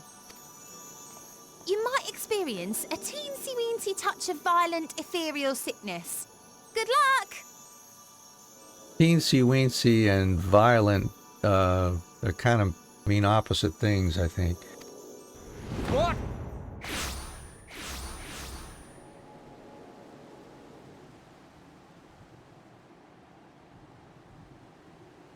Trying to minimize what's really going to happen. Huh.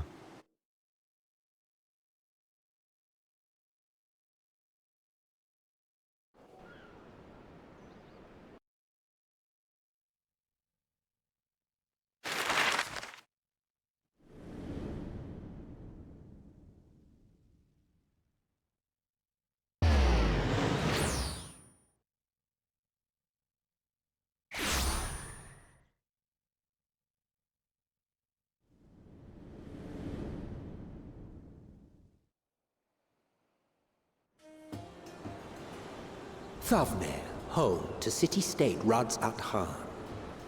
Rising from the southeast waters of the Bounty, this Isle of Plenty served as the battleground for a conflict between 2 peoples. Their cultures bled into one another until a unique amalgamation was distilled from the chaos, in a process not unlike their precious alchemy. Once solidified as a single nation, an adamant stance of neutrality would hold invaders at bay. For a time.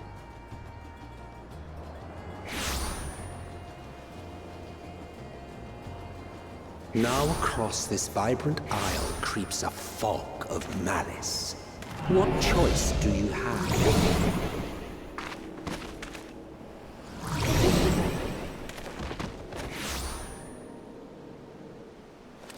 What chance?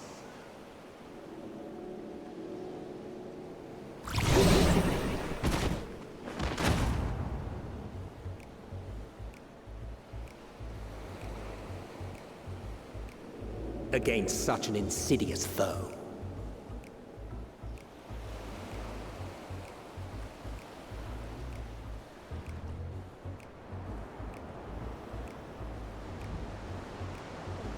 Well, we have arrived.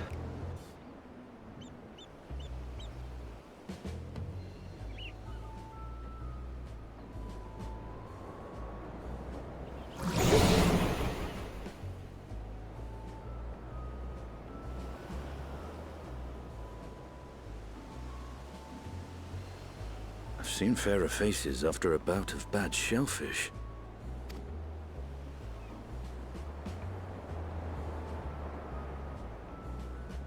Let me bring you something to drink. That should help settle your bellies.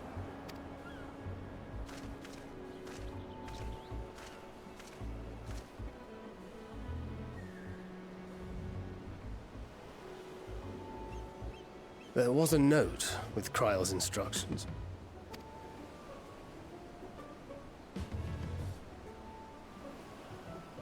Don't let a Stinian roam the markets alone.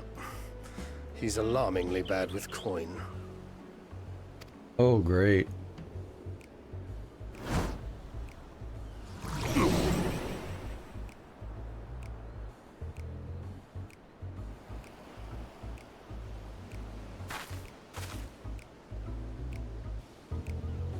All right, let the warrior of sickness go forth. Manage to will yourself to your feet, but given your condition, will you be able to reach Estinian in time? Who knows?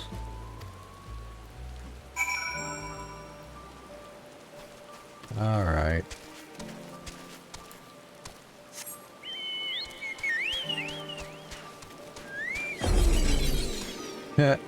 Drops me off when I get sick. All right, let's go. Ether sickness. I feel sick. You there, I need 3 drinks. Something that helps with ether sickness. But the Manusia, a travel. By the Manusia, a traveler. Or, I mean, greetings. Greetings and welcome. You are wise, good sir, to come to me. My special amralasi, made with only the finest and freshest ingredients, is famed for calming unruly bellies. By way of a warm welcome to Thavnair, I'm pleased to offer it to you for the low, low price of 19,800 gil, for not 1, not 2, but 3 bottles, a bargain amongst bargains.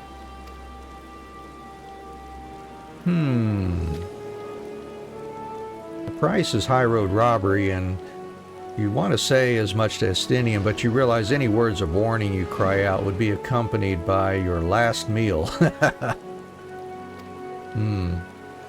Alright, we'll deny him then. Alright.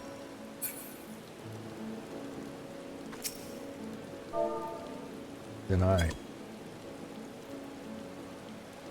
I disagree vehemently with him. Huh? I thought you could barely stand. What do you need to tell me that's so urgent?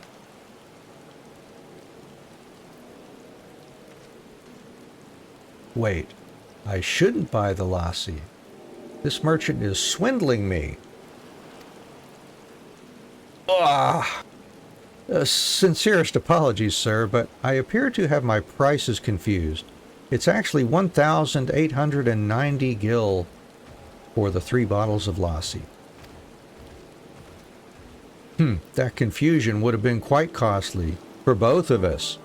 Very well then, your coin.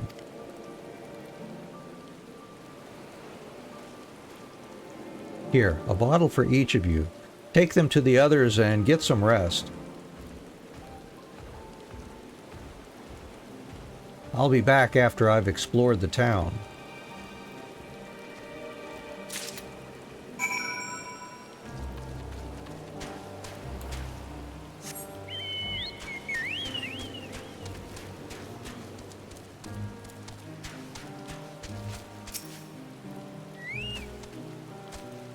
Or Oriange. Here, have some Amra Lassi. Praise be to the 12. My stomach doth loosen its death grip. My heartfelt thanks to thee, Estinian, and to the fine fruits of this land. You were in time. Excellent. You spared us Tataru's wrath. Have some Amra Lassi. Sweet, sweet release. If you haven't already, you should have yours too.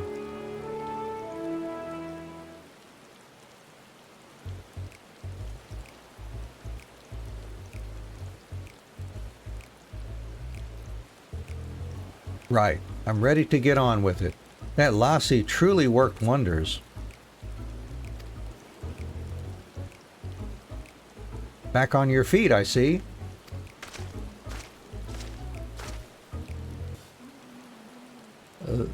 Thy hair. Aye, I bound it. 'Tis the most I could do against this heat short of shedding my armor. May I ask where you got the cord for it? A local vendor. The man said it's Thavnairian weave. Tough and not easily unraveled. And how much did it cost? 9,400 gil. A steal, I was told. 'Tis nothing fancy, but I've always valued function over form. Thanks for the sticker. That's incredible. I dare say not even Alphino could hold a candle to you.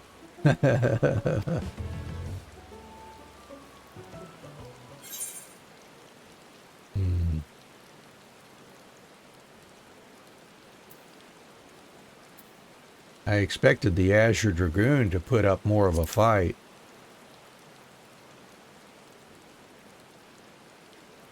On that subject, I shall refrain from making comment. Yet I cannot help but observe that the merchants seem overzealous in their pursuit of profit. Claiming Thavnair as its dominion, the nation of Radzithan hath long thrived as a hub of commerce. In the beginning, there were the Arkasodra, a Matanga tribe indigenous to this island. Over time, they came to be joined by other races, and through their intermingling, a culture rich and distinct did emerge. From alchemy to textiles, the products of Hainish culture have come to be celebrated and coveted the world over, a development only aided by the nation's prime location as a waypoint betwixt east and west. All of this hath combined to make a trading power of Radzithan. Yet, such a status cannot be taken for granted. Nay, it must needs be maintained through judicious governance and stringent regulation.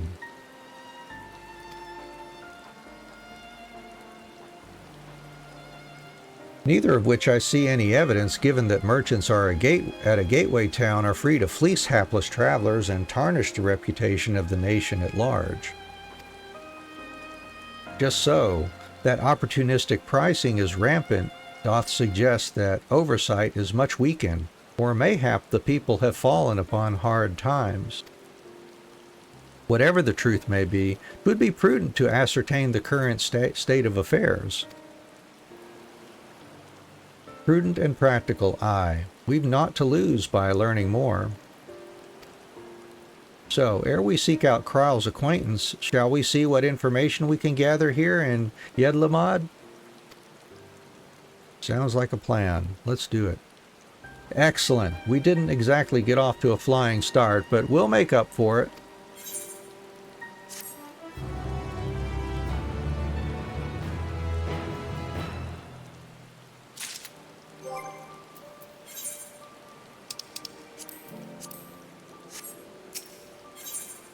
Ooh, some more gear.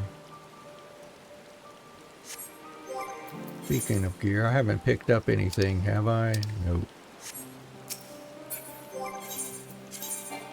Nope, we're all good. What is it? It's hand gear. Cool.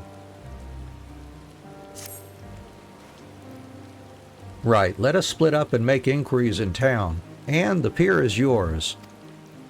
Once we have learned what we can, we regroup by the Aetheryte, off-putting though the mere sight of it may be.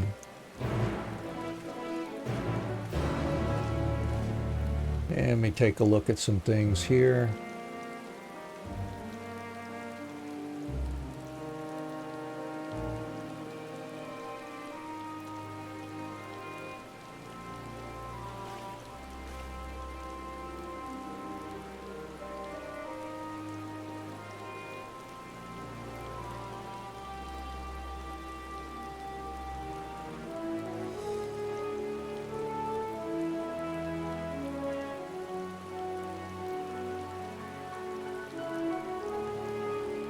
Alright, just checking on a few things here.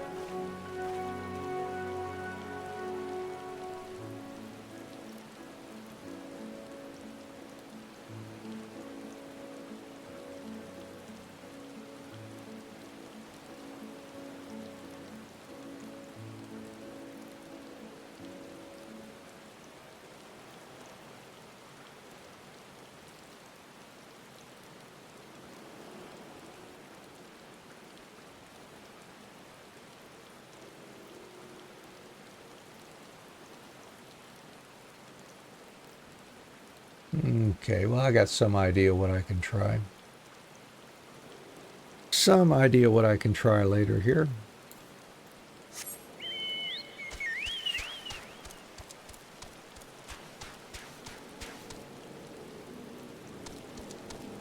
Oh, I better tune to this, hadn't I?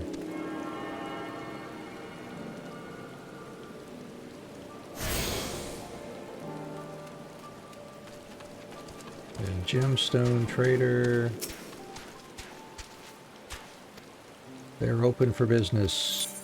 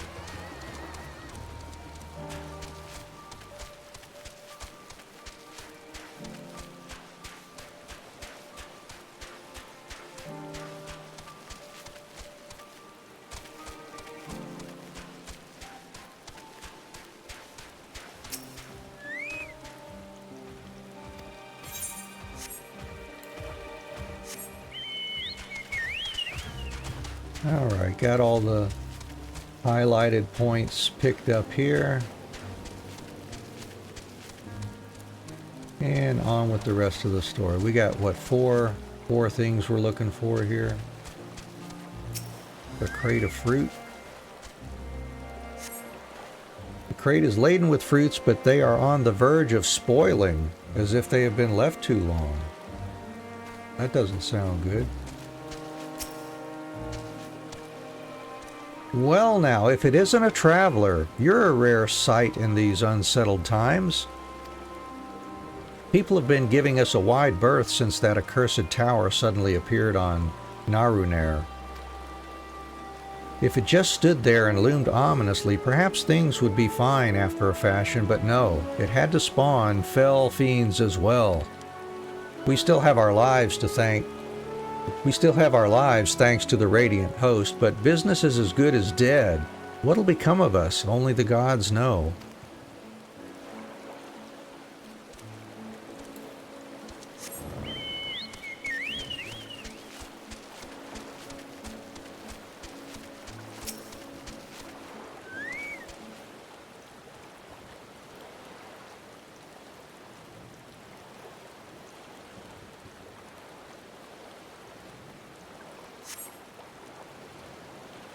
Gazing out from the pier, you spy boats moored off nearby isles with the silhouettes of larger seafaring vessels farther away.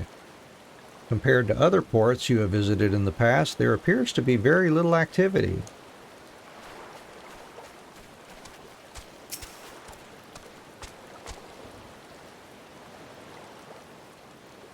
What am I doing? Oh, recording my sales. Still do it daily out of habit, though I don't know why I bother. Hardly sell anything these days. Business has never been this terrible, but I suppose things could be even worse. I could have a consortium to keep afloat, like Alzal. I don't envy his position. Better to be alone with my little operation, I've come to realize. You're a traveler by the looks of you. If you have a moment, perhaps you could pay Kalzal a visit. He'd be glad for tidings from abroad. Like as not, you'll find him at the Saltwind Sails, the Harbor Guild building across the water from here.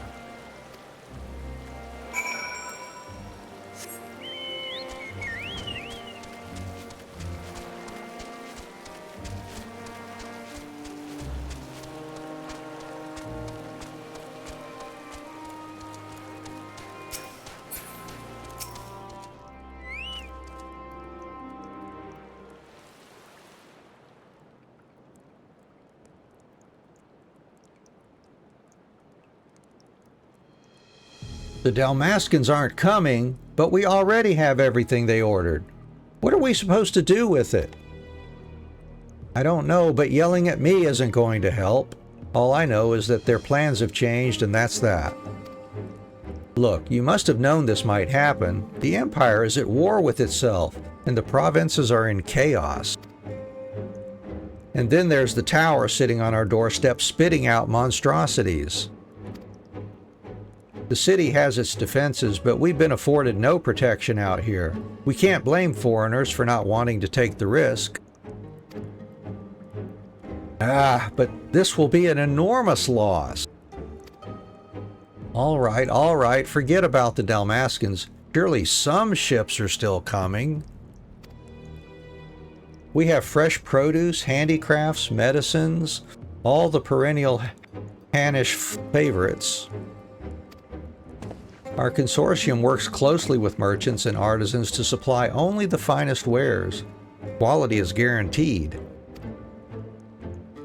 I know all these things, Kalzal, I do. Which is why I regret to say I have nothing for you. All voyages have been canceled or indefinitely postponed. And you are... Wait. You're a foreigner, are you not? A merchant? Please tell me you're a merchant. No, sorry. I see. That's a shame. I'm sorry, but we're discussing important matters. If you need something, please talk to one of the others. Excuse me? My name is Matsya, and I'm here to see Kalzal.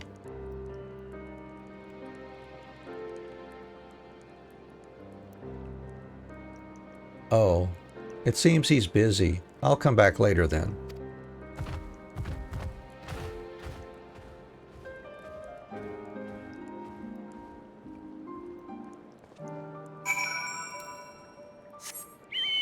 So let us speak with Matsya.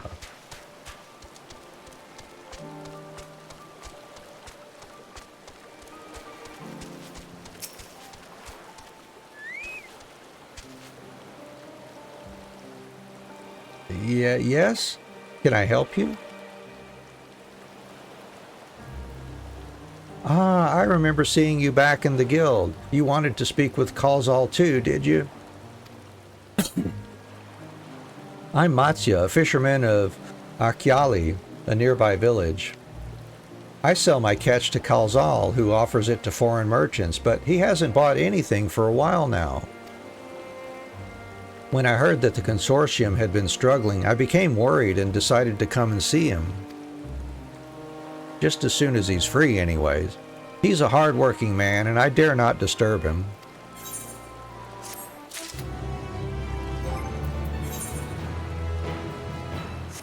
High level 515. Yeah, we'll put that on.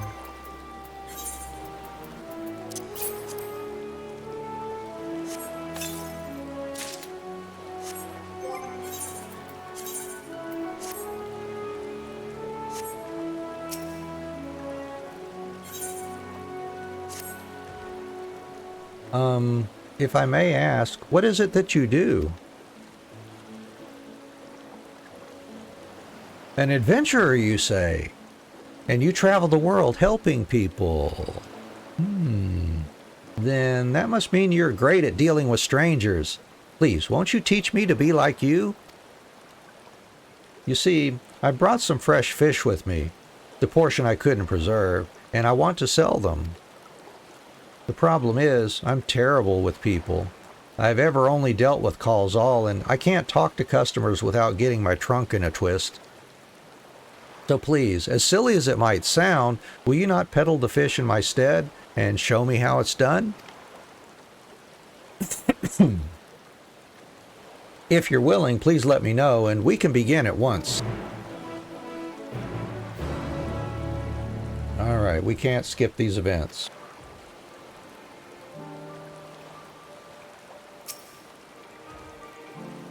You'll do it then.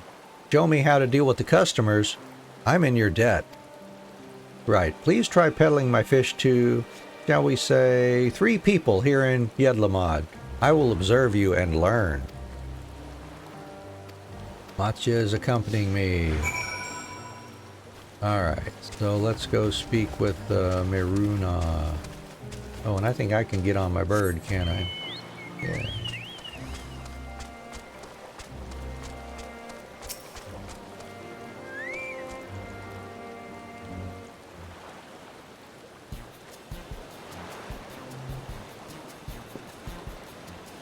Huh?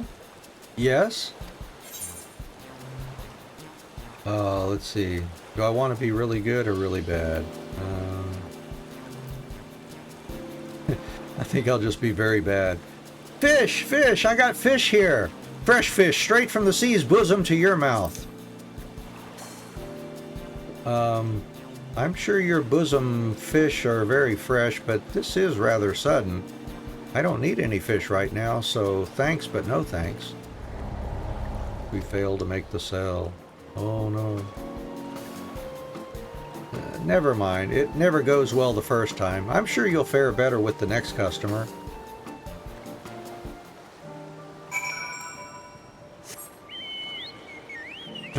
I'll teach old Matsya not to trust strangers to do his job for him.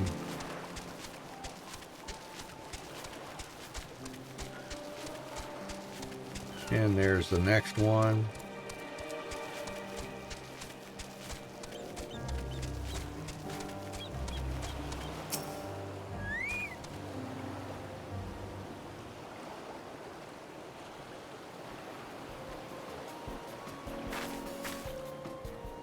A hawker, are you? Do you sell fruit by chance? If so, I want to buy some amra. Let's say a dozen. They don't need to be export quality. Amra schmamra. My fresh fish is the only thing you need. No. As I said, it's amra that I want. If I wanted fish, I would have asked for it. Oh well, if it's not what they want, then there's no point forcing it. Let's move on to the north side of town, shall we?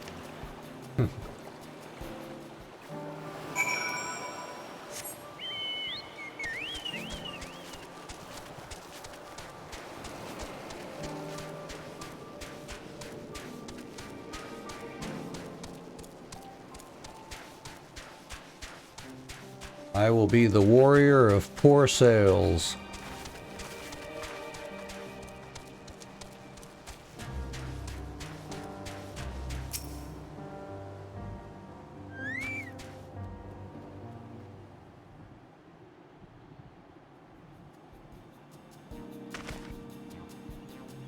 What is it? If you don't mind, I'm rather busy.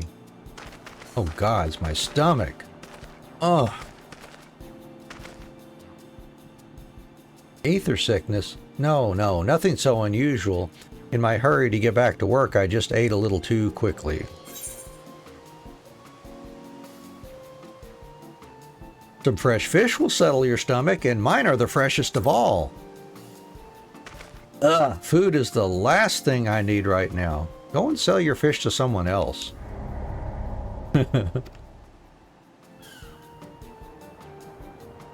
Never mind, we just approached him at a bad time. And timing is everything, yes?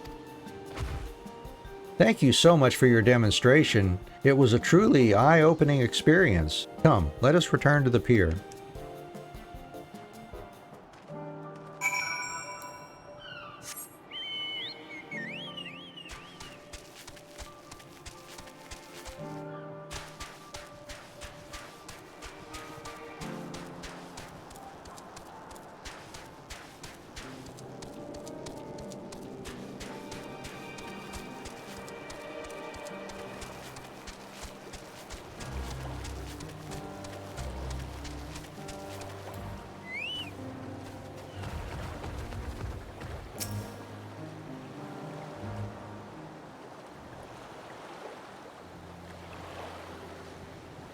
Thank you so much for showing me how to talk to customers.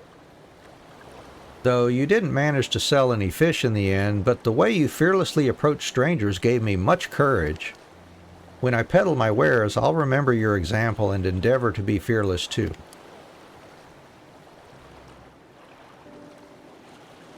Still, there's only so much I can do alone. I hope that things will return to normal for Khalzal soon.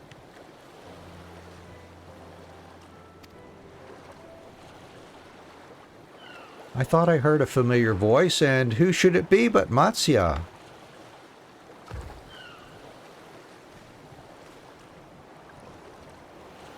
Khalzal, have you finished your business at the guild? So you were there too. Forgive me. Try as I might, I can't find any buyers. With no ships coming in and hardly any going out, there simply aren't any options. At this rate. So, you can't buy my fish anymore?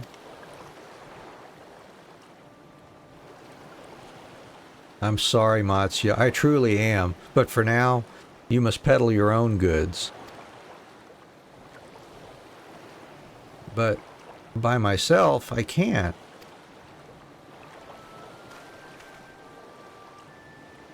I want to help you, I do, but as it stands, I can barely help myself. I've poured my all into the consortium, and I'll be damned if I let it fall apart. I've friends and families depending on me, and I won't fail them. The sisters as my witness. The sisters, All's all. Not to worry, using what I've learned from you, I'm sure I'll manage somehow. Well, I had best return to my village. My thanks again, and please take care on the road.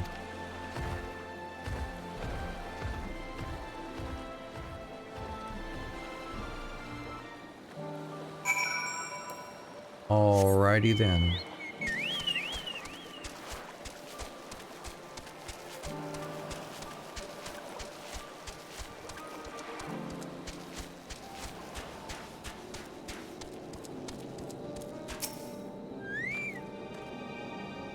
I see you've been busy. Managed to learn a tidbit or two, I trust?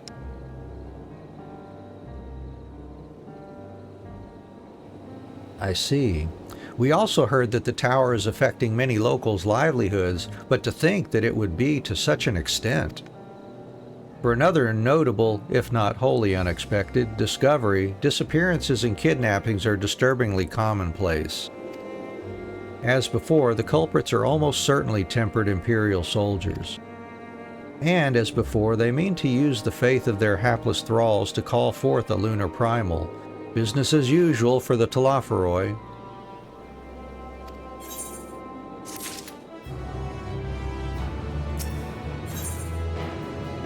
House of Divinity. That Matsya fellow you were helping. He's Arcus Sodara, is he not? Apparently, 'tis almost exclusively his people that are being kidnapped. Should he be traveling alone? If summoning is this perpetrator's aim, it doth stand to reason that Arcus Sodara would be their primary targets. For 'tis the faith of their ancestors which prevaileth in this land, and many are devout adherents still. We'd better go after him. Akyali lies to the west, as I recall, the same direction as Kral's acquaintance, incidentally. It's settled then. Keep your eyes peeled while we make for the village.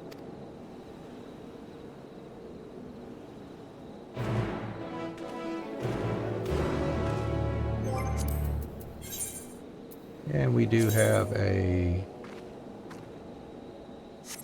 looks like a possible ether quest here, ether current quest.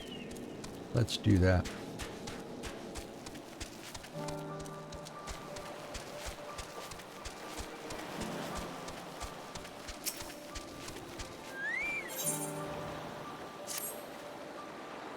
Why are there Matanga everywhere?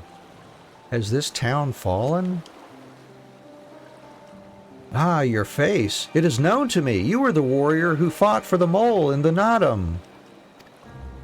I am Ogul of the Katayan. It was your bravery and skill which inspired me to embark upon my own hero's journey. Yet now I have foolishly blundered into a den of Matanga. Why do these others walk without fear? Do they not care if they are slaughtered?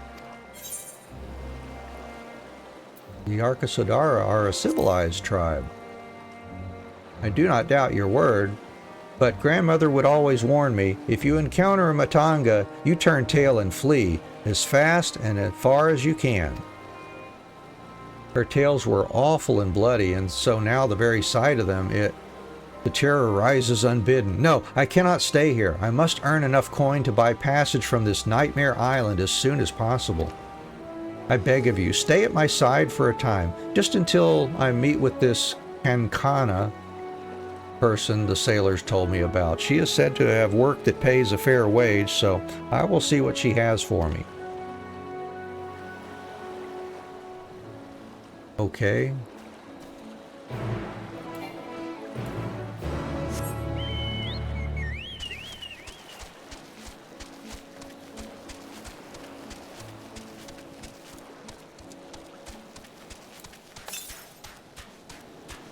Northeast.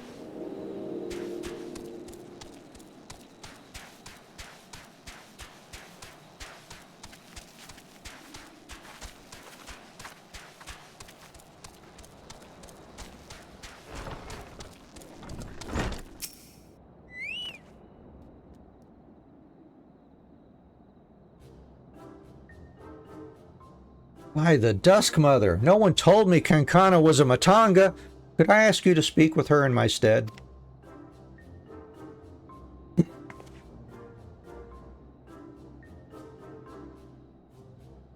Welcome to Yedlamad, traveler. I am Kankana, and it is my job to assign the right work to the right workers. Might I have your name?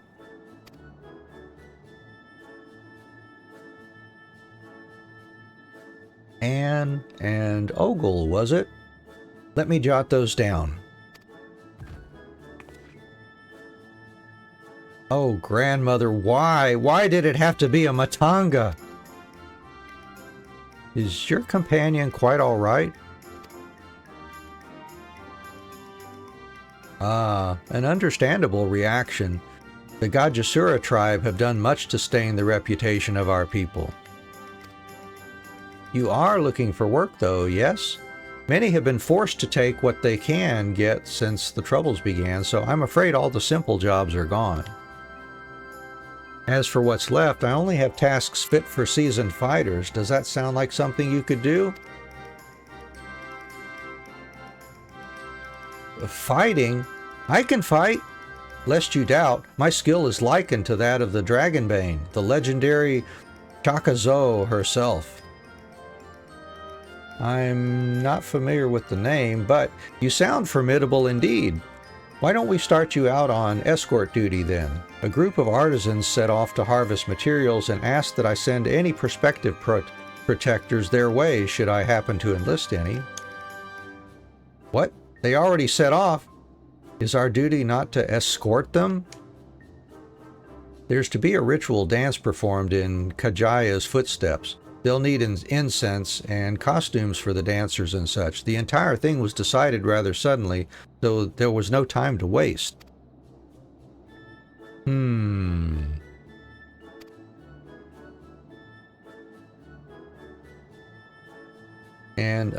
these artisans you speak of, do they also include Matanga in their number? It was an Arkasodara who submitted the request. I hope that won't be a problem. Oh, not at all. I look forward to fainting at the feet of my most feared enemy. And I cannot do this alone. Pray, lend me the strength of the victor of the Nadam, and half the reward for this task will be yours. Okay. The artisans didn't plan to venture far. Leave Yedlamad to the west, and you should soon come across your employer. Then that is where we shall meet. You will find me there, yes? That would be affirmative.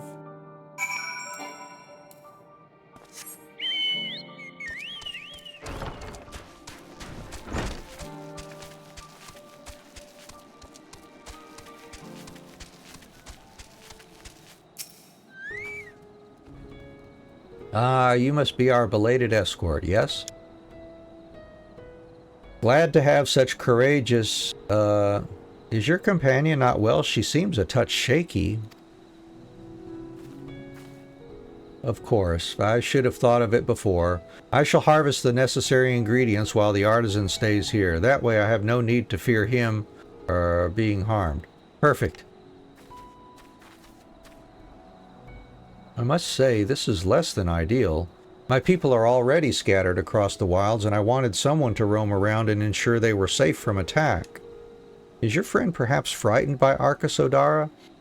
I have met such travelers before. Well, no matter. If you could patrol the area as I asked, I must attend to my own harvesting. Ogle's run off into the wilds alone. Keep an eye out for her as you continue your patrol. Okay.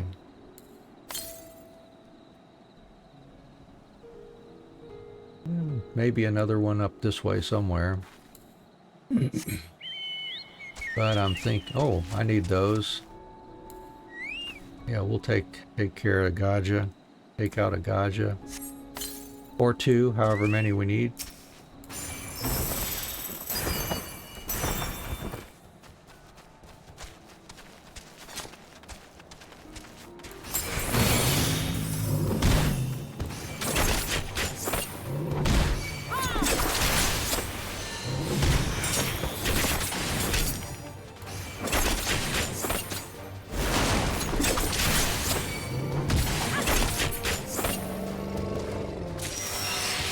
And that's all we needed here.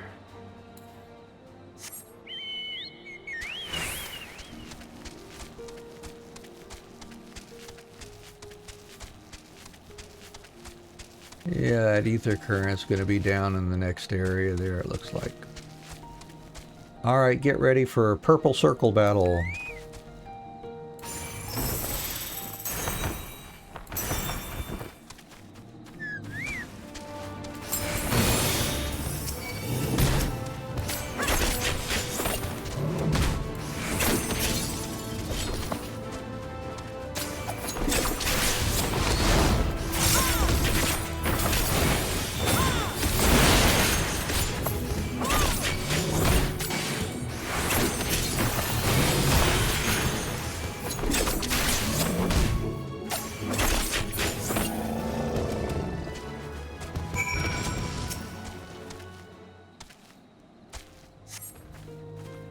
You must think me foolish. I was so absorbed in my task that I failed to notice the ground shaking at their approach. Still, my injuries are light and my satchel is full. Thanks to you, I think I can make it back to town in time to meet the others.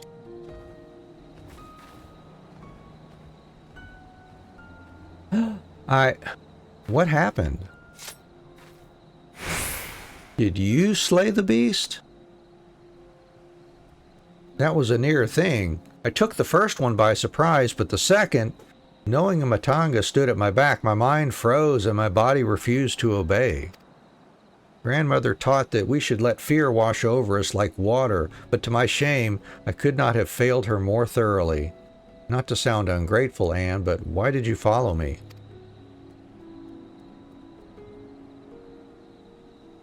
We were to patrol.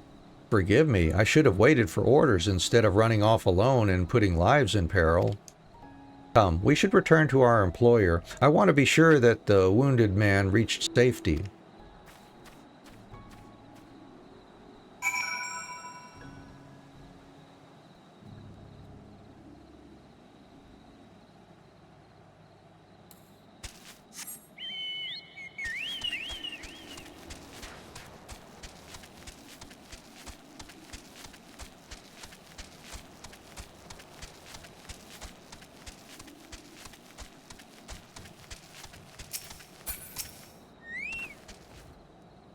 My colleague told me of his rescue. Although we had hoped for an escort from the start, Imagine if you hadn't come at all. I've sent him and the others back to our workshop, so consider your duty with us complete. You have my thanks. As for your payment, that you can collect from Kankana.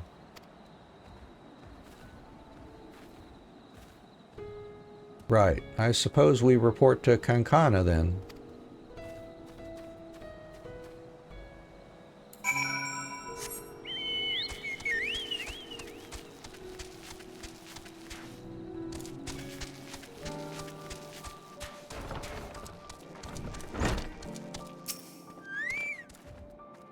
Ah, there you are. Your employer expressed satisfaction with your work, so congratulations on a job well done.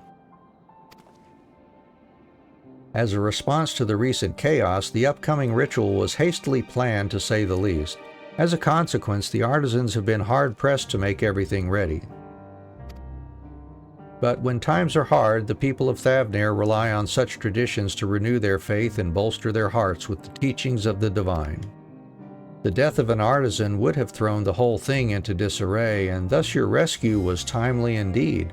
Please accept your payment, half each as agreed upon. Are you interested in further work? I may have something for you, if so. Yeah, that's not an Ether Current quest, so I will ignore those for now. Alright, on with the main story. There aren't any others here, just that one. Okay.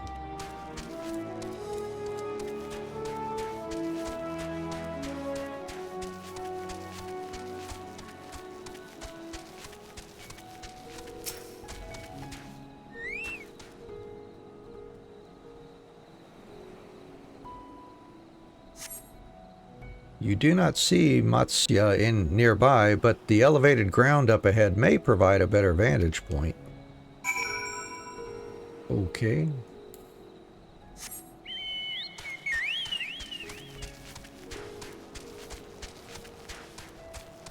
Ooh, there's that tower in the distance, looks like, or something in the distance.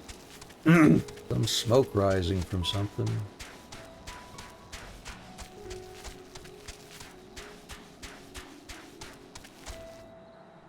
Yeah, I guess it is the tower.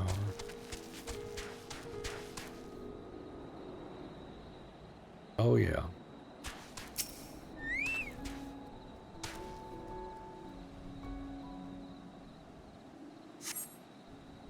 You do not see Matsya from here either. No! Leave me alone! Help! Somebody help! Matsya's voice, and it came from the north. And to the north we shall go.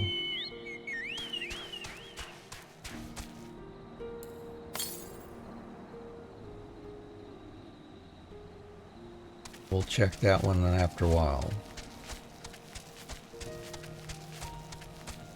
Oh, there's a purple glowy event circle, I think.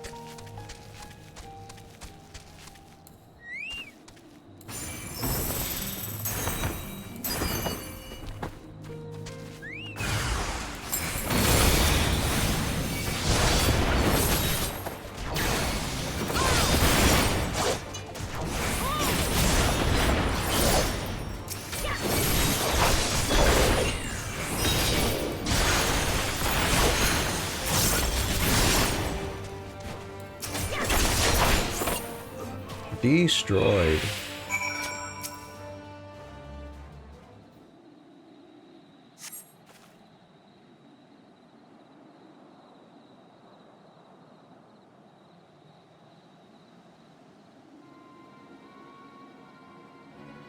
Huh? Where did they go?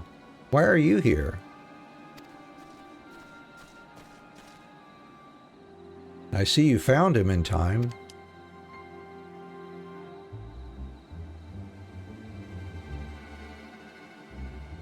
You and your friends came to look for me? I don't know how to thank you. On my way home, I took a moment to stop and rest.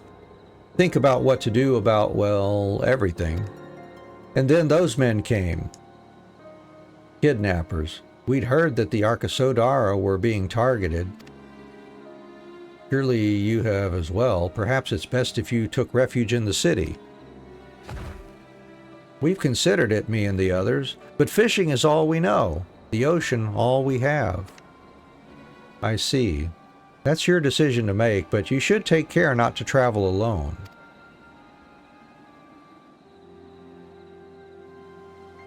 A question, if I may.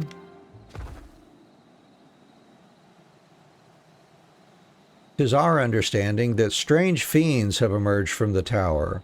What canst thou tell us of these beings? Not much, I'm afraid.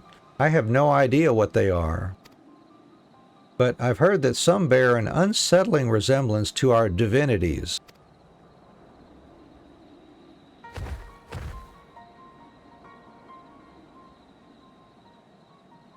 For that reason, some have taken to calling the tower Zot. House of Divinities in the old tongue, it means. But they're not true divinities. They're monstrous imitations that bring only death. To have one's faith so twisted is a grievous indignity, and full justified art thou in thine outrage. Know that 'tis for no other purpose but to neutralize the tower that we have journeyed to this land. In time, we may be forced to contend with these false gods, and thus we would learn all we may about them. Wilt thou not tell us of thy divinities and their true nature? You've come all this way to save us? Really? To think I had you peddling fish. But to answer your question, yes, of course, we would gladly tell you about our gods. We, I say, because I'm a terrible storyteller, and I'd ask my fellow villagers to do it. So, please come to our village. We're good, gods-fearing folk, all of us, and we'd be honored to share our knowledge and fish.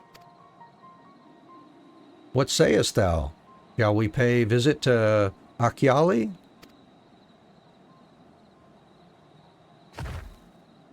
Wonderful! Just follow the road west and down the hill. You can't miss it.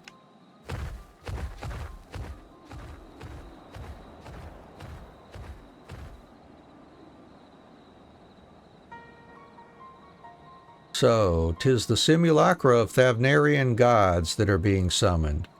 If any doubt existed before, there can be none now. The kidnapped Hanish are imprisoned in the tower.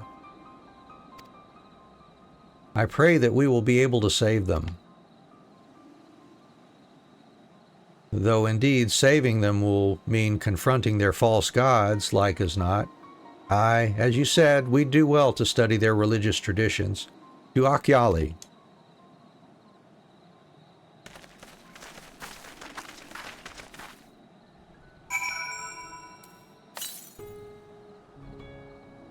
To the north. Not sure I can get that. Let's see if we can. Maybe we can. That would be nice. Or is it down there? Another one down here. 107 to the north. Probably so. Maybe, maybe not.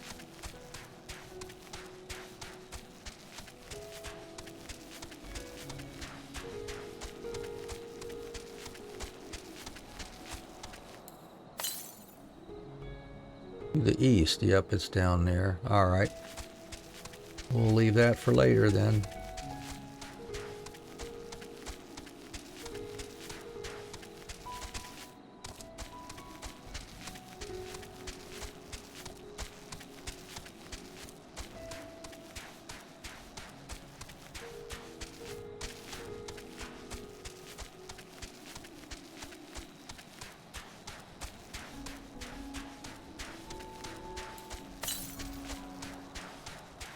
And due south for one here.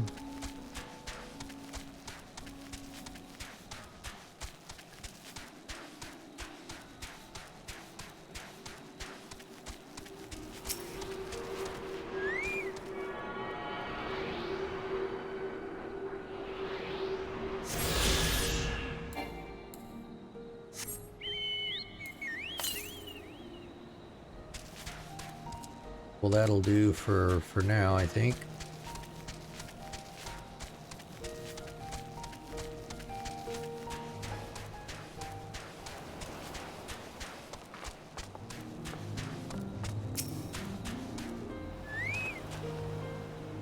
Welcome to Achiali, my friend. The name means white beach, and there isn't much here save that, but please make yourself at home. Your companions have already begun talking to everyone. Feel free to show yourself around and do the same. Any one of us can tell you about our gods, but you could do worse than to start with Kanga and old Asveda. They're free at the moment, as it happens.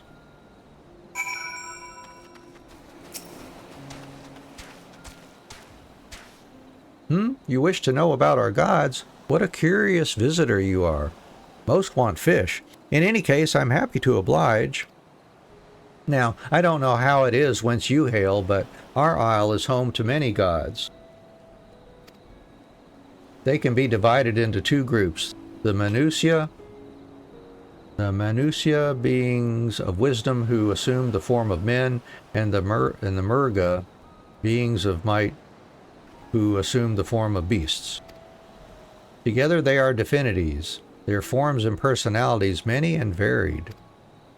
Some are kind and gentle, others stern and temperamental, just like we mortals can be. All are possessed of great insight and experience, and by heeding their teachings we strive to be better people and live better lives.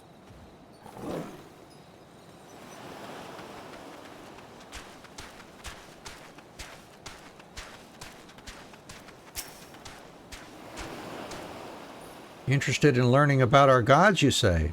That's what I like to hear. Prick up your ears then and listen. In ancient times, the Manusia and the Murga, deities who look like men and beasts respectively, were locked in conflict. Eventually, seeking the wisdom of the Manusia, the Murga cast aside their own heads and took up those of their foes. Likewise, the Manusia coveted the might of the Murga, and so they too resolved to trade heads. Thus were born new gods possessed of both might and wisdom, and they ushered in an age of harmony between the two factions. From then on, as a sign of their esteem for one another, the Manusia have worn animal faces, and the Murga the limbs of men. All right, well, thanks for that.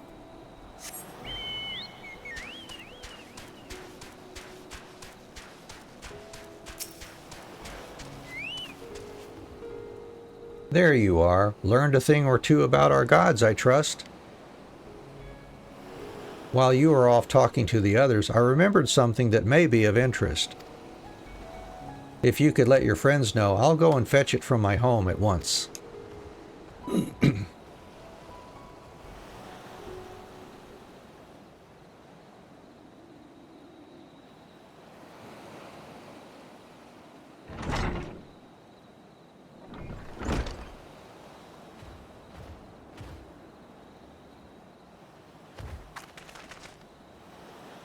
Apologies for the wait.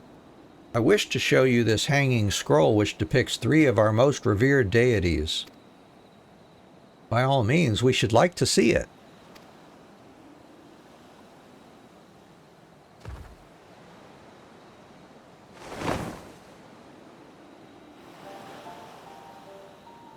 They are Manusia. You heard about them already, yes? 3 sisters. The center one is the eldest, Sindaruva, a goddess of wisdom. For this, alchemists hold her in the highest. To her right is the middle sister, Sandaruva. As a goddess of wealth, she counts many traders among her followers. And on the left is Mindaruva, the youngest sibling. She presides over the crafts and so is beloved by weavers. Although each is worshipped for different reasons, the sisters are usually portrayed together in these works, which people keep in their homes for good fortune.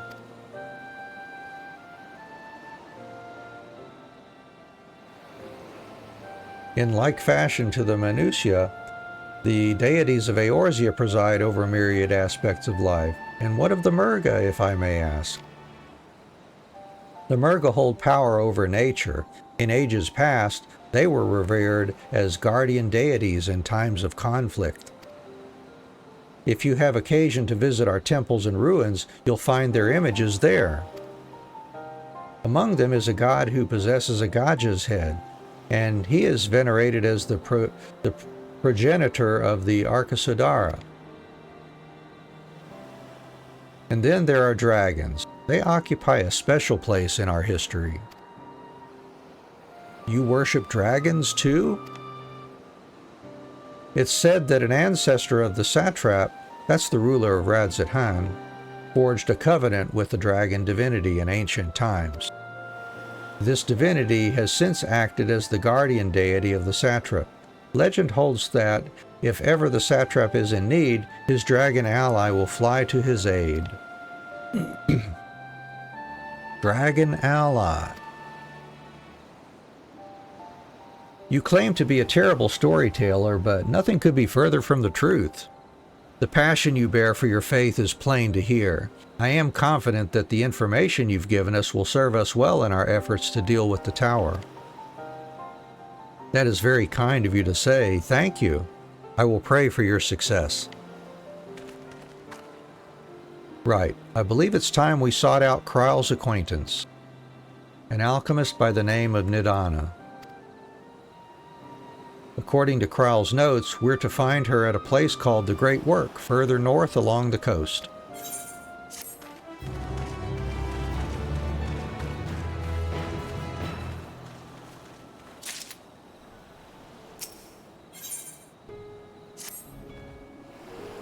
Did you say you're going to see Nidana? Oh, how I envy you. She's brilliant and beautiful, kind and understanding, and did I say she's beautiful? Ah, I could stare at her dainty ears and adorable trunk all day. And those eyes! When you meet her, take care you don't drown in them. Someone's in love. Certainly infatuated.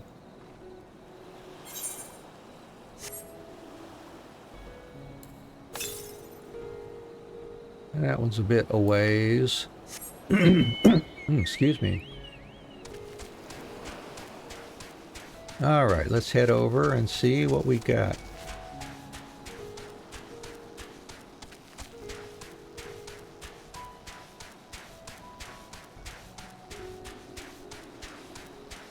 Try to stay away from the angry crabs.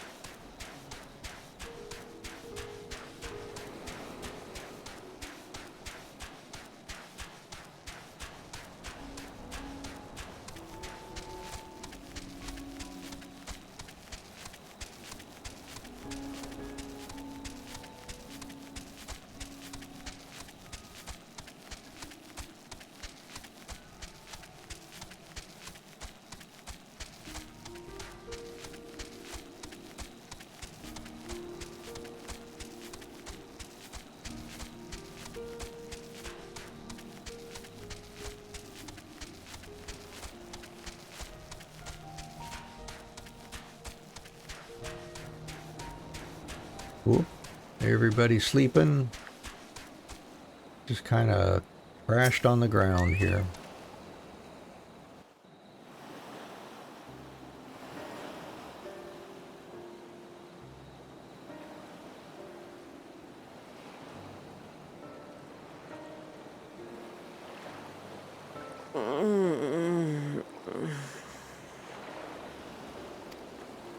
What happened here?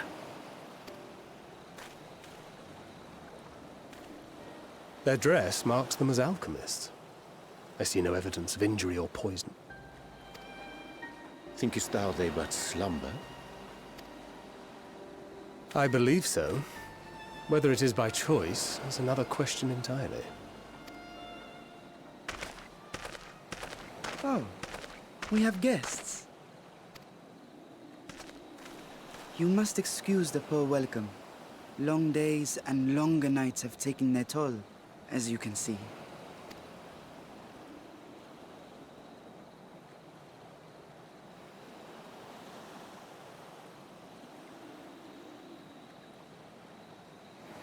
I am Vashan, servant to the satrap. My task was, in fact, to wake these good men and women, if you will allow.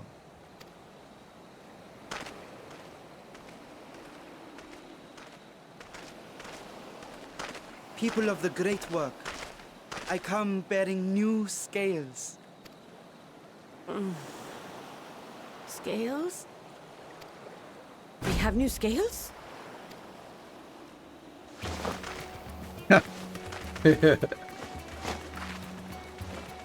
Well, that perked them right up. Yes, my friends. Gather round. I have them right here.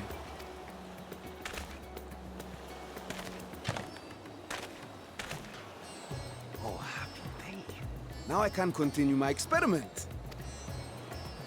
Many thanks. One for me. Those are dragon scales. Yes, such materials are vital to their most pressing research. And we are fortunate to have them. Our experiments are so close to bearing fruit.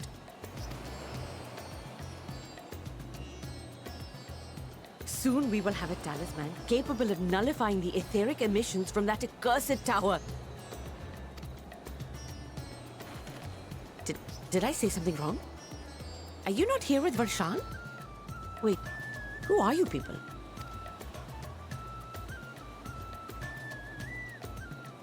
Of course! You're the one Kryl sent. The warrior of light we've been waiting for.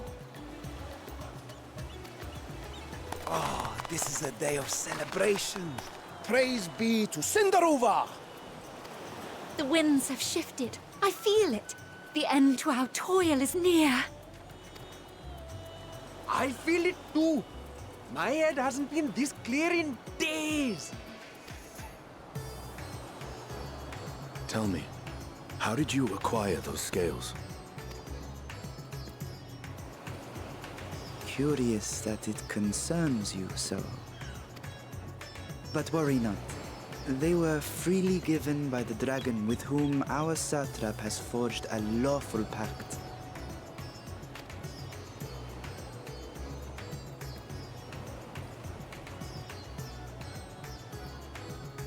That is well.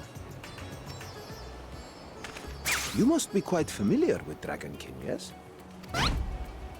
Is this their congealed blood I see on your weapon?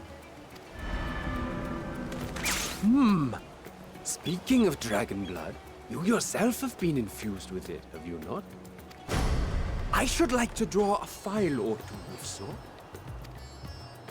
Now, see here. Come along, come along. I must insist that you visit our laboratory. Cease your shoving, or so help me.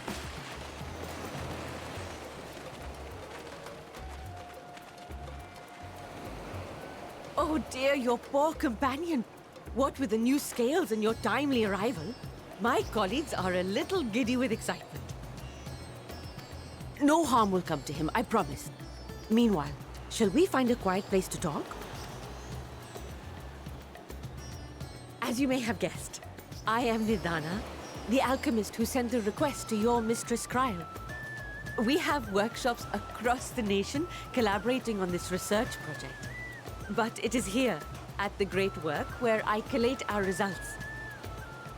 Oh yeah, Stinian's such a nice guy. He could have fended them off easily, but he just went along. Yeah. Come with me, all of you, and I can explain the crux of the situation.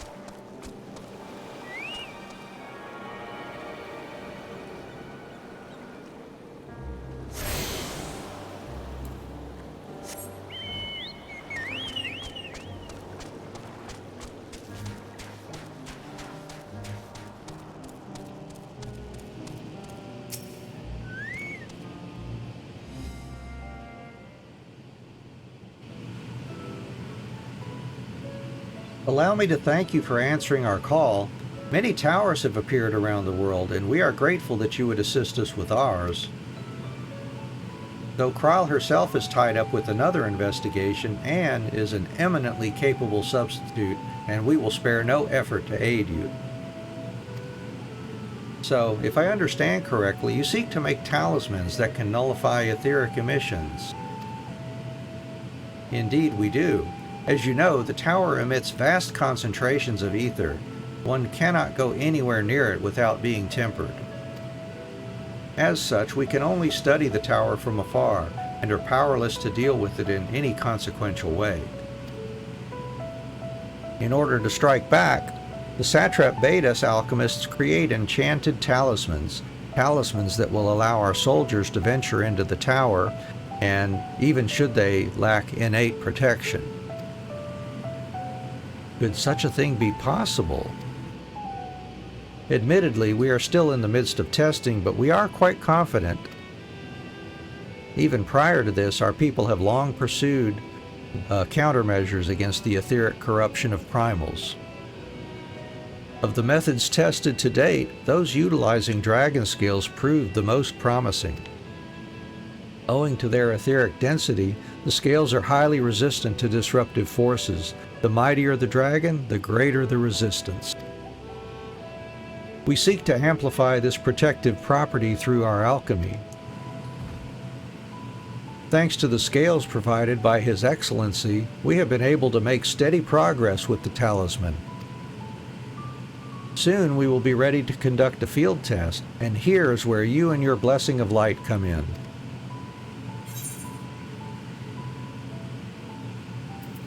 Better than having my blood drawn, I suppose. Ah, perhaps so.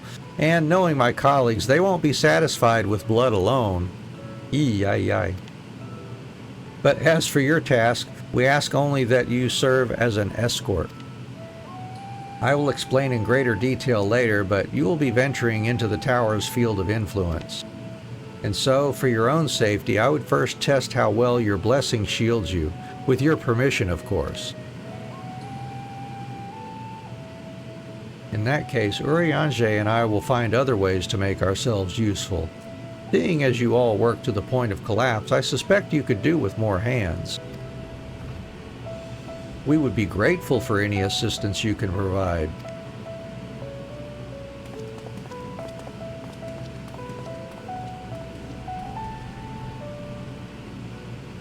If you are ready, then let us put your blessing to the proof.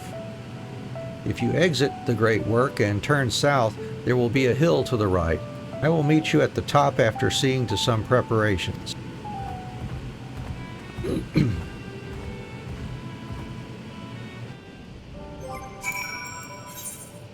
And still just that other quest there.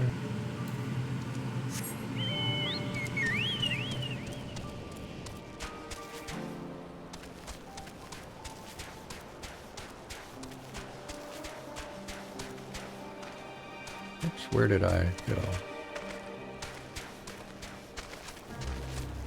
Oh, there it is.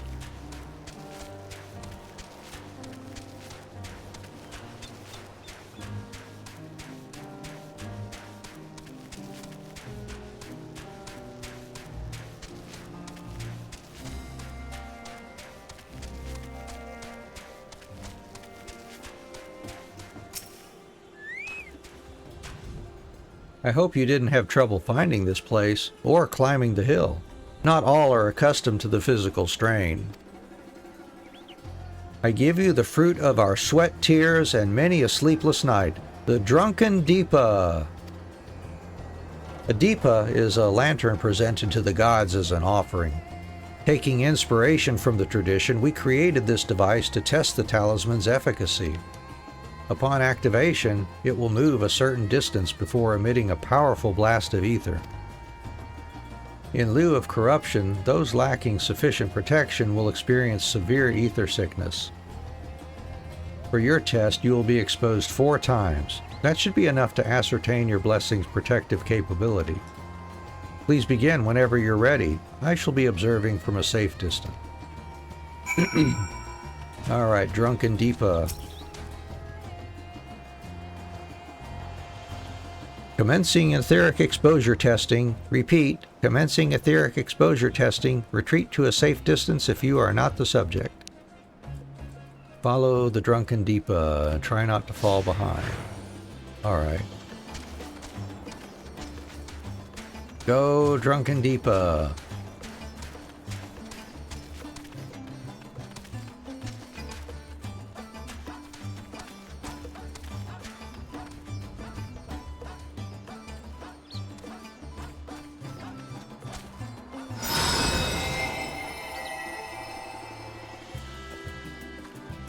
We're struck by a powerful blast of ether but suffer no ill effects. Awesome. Subject has no irrepressible urge to empty their stomach. Confirmed. Resuming test. Please follow. Go, Drunken Deepa.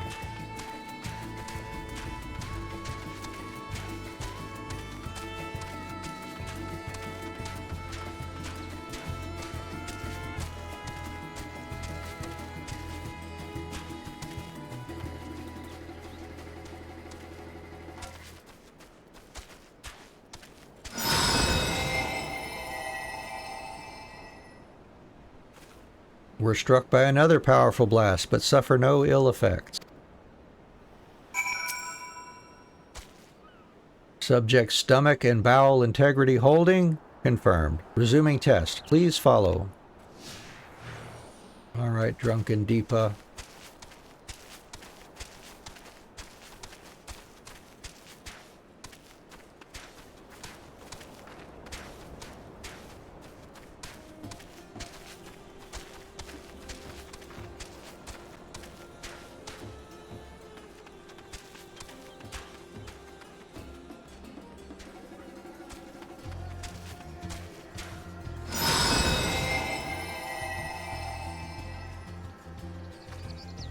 You are struck by yet another powerful blast of ether, but suffer no ill effects. The blessing of light appears to be keeping you safe from harm. Subject fortitude rated impressive. No irregularities. Confirmed. Resuming test. Please follow and brace for final discharge. All right.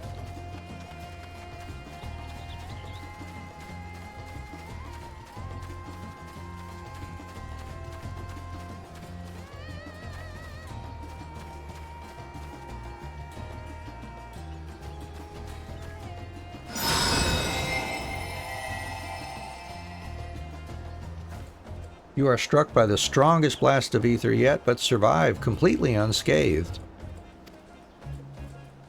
Etheric exposure testing concluded. Please collect and deliver me to the supervising alchemist. Alright, Drunken Deepa. Congratulations on retaining your composure and your humors.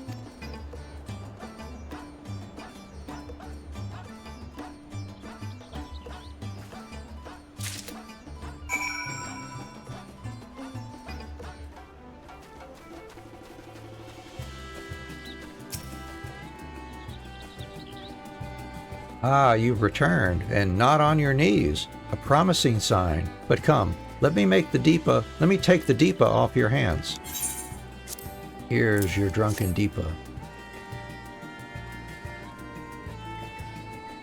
Thank you. I shall replenish its ether for when we test the talisman.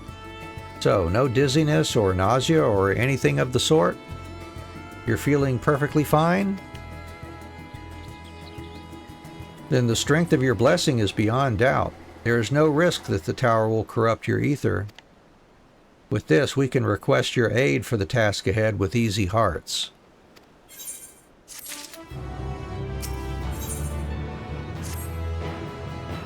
You are a capable warrior too, are you not?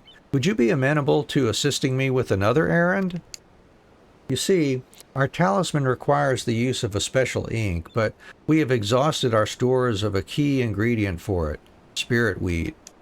The herb grows not far from here, and I would like to go and harvest some.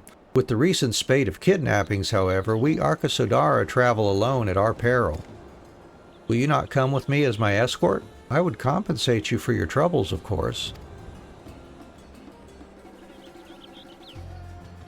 I'm in your debt. Without further ado, let us head to Kajaya's footsteps. It is situated on the road which runs east of the Great Work.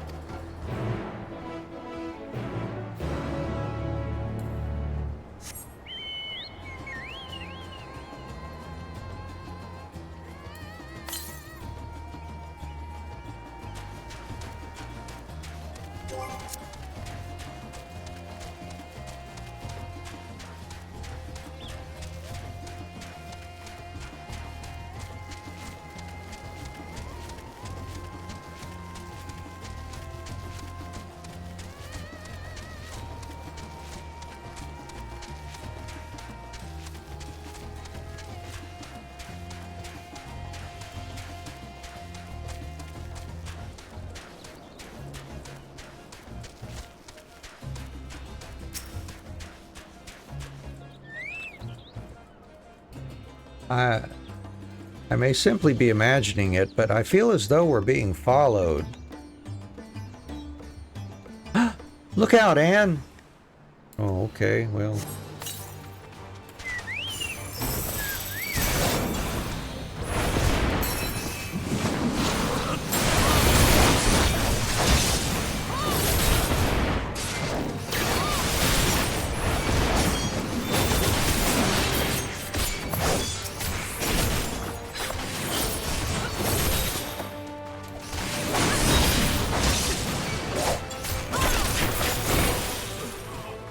Destroyed.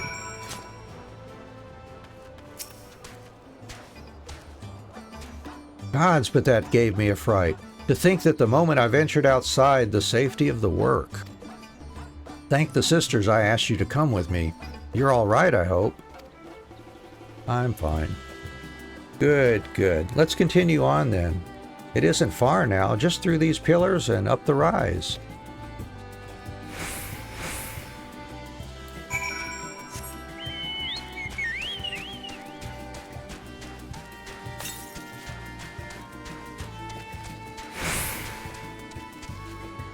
Southeast.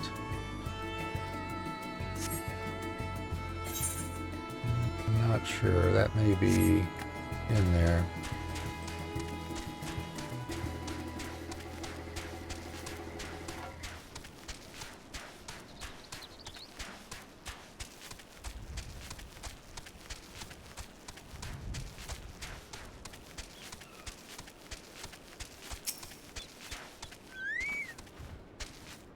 And here we are, Kajaya's footsteps. Kajaya was a great dancer, and those who follow in her, well, you know, they come to this place to train and dedicate their dance to their ancestors. A happy benefit of this is that spirit weed grows here in abundance. I will set about harvesting at once if you would be so good as to stand guard. The kidnappers aren't like to return soon, but better safe than sorry.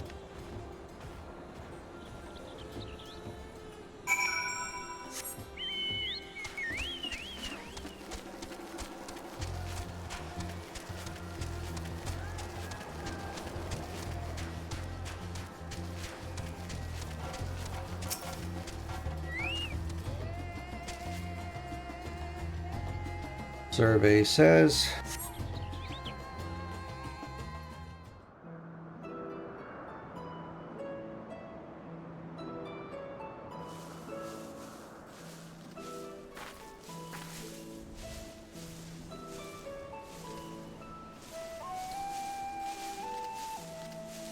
Yes, that would be Radzad Khan. Hardly anyone has been allowed in or out since our troubles with the tower began.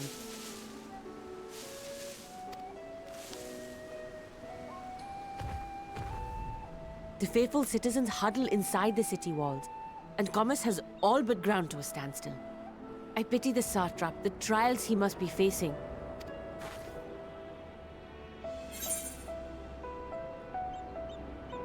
What can you tell me of the satrap? Well, he is the most important person in Radzad Khan. Long ago, this island was home to two tribes of Matanga. the Gajasura and the Arkasodra. When the Aura came to these shores, it was the Arkasodra with whom they joined forces. Together they defeated the warlike Gajasura, forcing them to flee Thavnair altogether.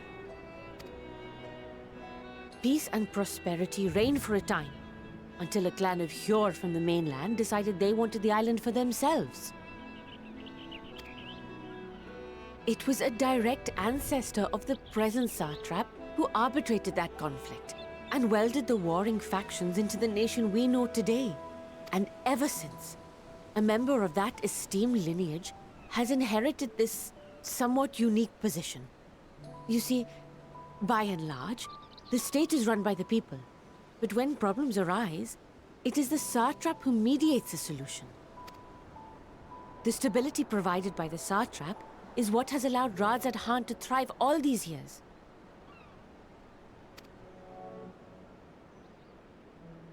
And it was the satrap himself who entrusted us with this duty. We will not fail him, nor our countrymen.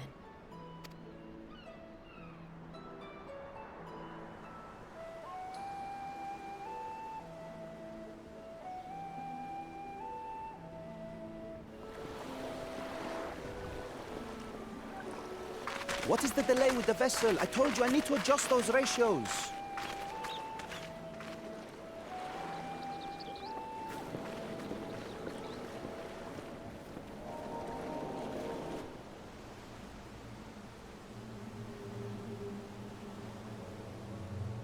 I come all this way to admire one of my splendid towers, and what do I find? Fools attempting to ward off its tempering influence with magic trinkets. I seem to recall a similar experiment in ages past. What was that man's name? Oh, something? Owe? Another body, another time. Who could be expected to remember every trivial detail? Allowing them to construct such handy talismans would be counterproductive to my plans. And yet, I find myself deathly curious. How will they manage this feat with the limited knowledge and resources at their disposal?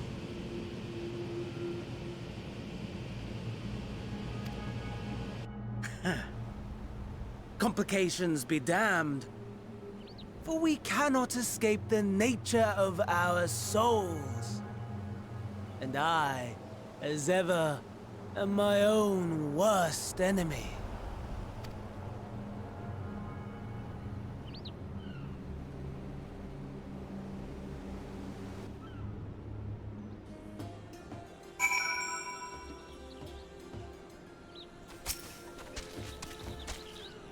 I have enough spirit weed to last us a good while. Thank you for keeping watch. Let us head back to the great work, shall we?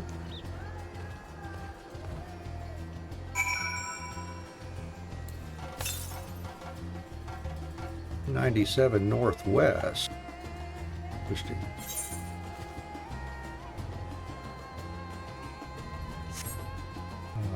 Okay, over there.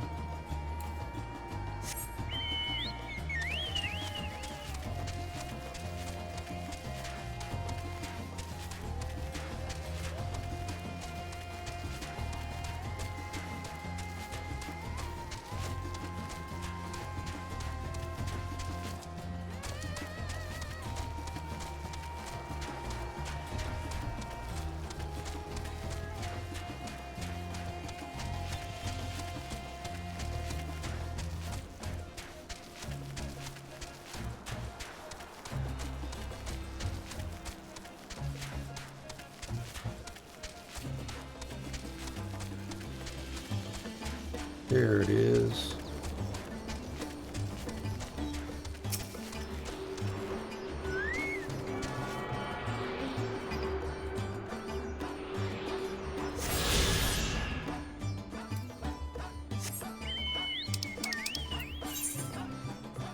And let's just head back to the great work port on over there for convenience.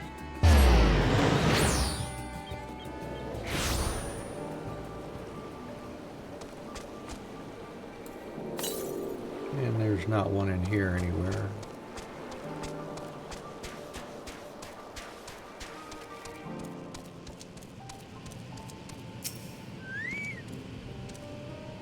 And my thanks again for your assistance. With your help, we're that little bit closer to completing our talisman.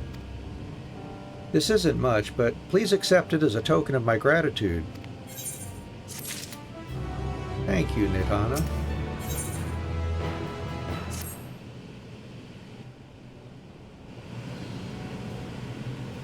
If you will excuse me, I shall return to my work on the talisman.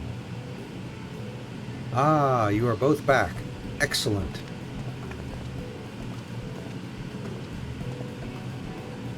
I have a message for you, Mistress Nidana. It would seem the stores of Gigenskull are running low. What? But when last I looked, there was still plenty. I suspect that was before Urianger told everyone about their tempering cure, and Estinian shared his knowledge of dragons. Your peers have since been inspired to fashion a number of new talisman prototypes. I see. Well, if it leads to new possibilities, then far be it from me to complain, but we will need to replenish our stores. I should be happy to tend to this if you like. As much as I appreciate the offer, my dear boy, I can't in good conscience send you out there alone while kidnappers are at large. And, loath though I am to press another task on you so soon, might I ask you to fetch the Gigenskull? In case you're not familiar, are giants. Giant skull. Giant skull is a type of ore found on the island. Owing to its hardness and ethereal conductivity, it has applications in many disciplines, alchemy not least of all. The quarry where it is found, aptly named Giant Skull Grounds, isn't far away, so it shouldn't take much of your time. May we impose on you once more? Yep, just leave it to me. Thank you. Upon arriving at the grounds, please seek out a man named Zayuna. He will furnish you with the ore. At the very least, permit me to accompany you. It so happens I have an errand of my own that will take me to the outpost nearby. May we borrow a pair of Hamsa, Mistress Nidana? By all means, do try to be patient with them. Those that survived are still in training. I will bring the Hamsa to the entrance. Meet me there when you are ready.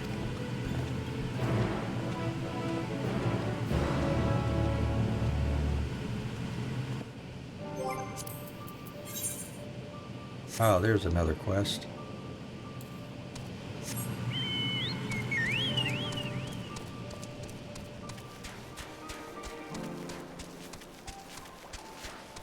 Yeah, there it is over here.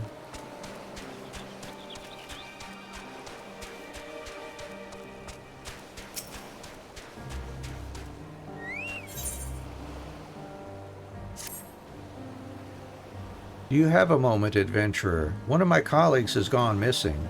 She said she was going to Kajaya's footsteps to get a bit of exercise, but she hasn't come back.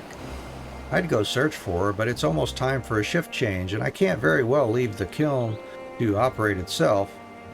Could you find her and fetch her for me? You're too kind. She should be in Kajaya's footsteps. Keep an eye out for a Hure with black hair. I'm sure she'll be happy to see you. She was out the last time you were by, and she was devastated that she missed out on the chance to meet the adventurer aiding the students of Baldessian. Well, we'll go give her a chance to meet us then.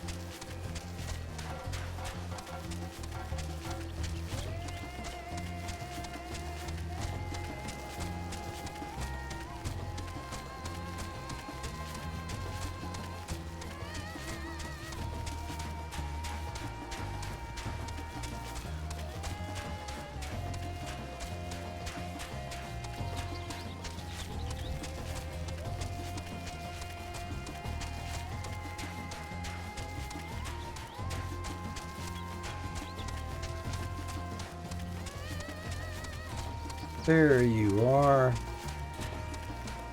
Black-haired here.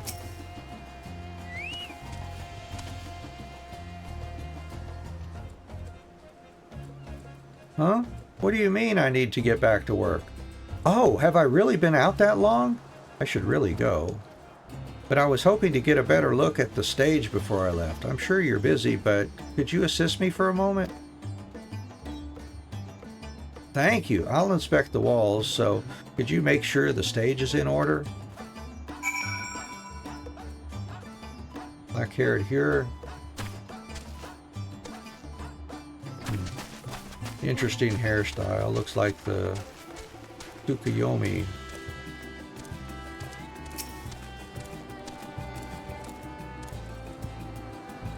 Interacting. Some of the paint is worn off. It could use a fresh coat.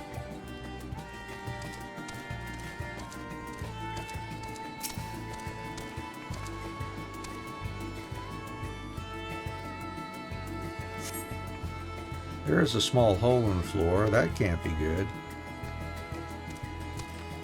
Yeah, we can't jump off here. Keeps us out of the higher level zone, I guess.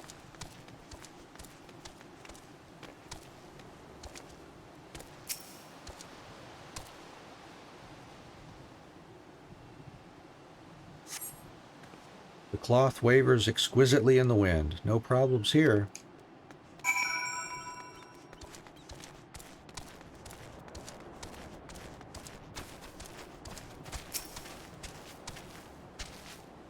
Any problems? The floor and the paint. I'll have to fix them next time I come by. Thank you for checking. You know, it seems odd that I've never met you until now. You wouldn't happen to be the adventurer sent by the students of Valdesian, would you? Actually, I am. You are? And here I was delegating you menial tasks. If I had known, I've always admired travelers like you. You see, I was studying to be a dancer under Mistress Nashmira at one time. I wanted to see the realm as I traveled for performances.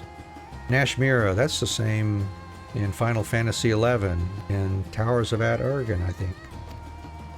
And maybe I still can, not as a dancer, of course, but as an alchemist.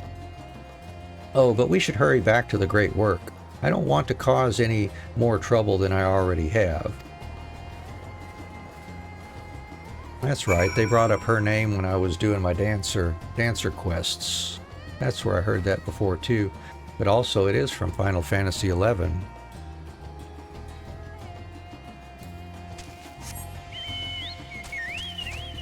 Alright, I think I will just port back there.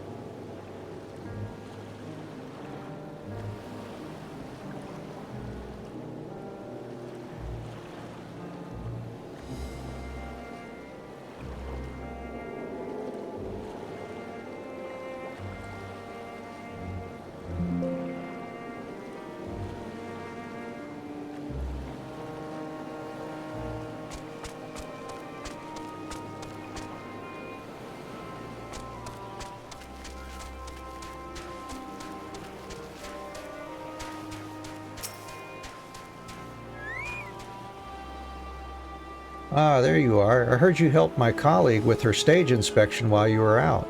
It's greatly appreciated. She really looks up to your kind, you know. She lost her chance to become a dancer due to an unfortunate injury, and now she's working to heal the sick and injured as an alchemist. She was so happy to meet you, as am I. Here, a token of our thanks.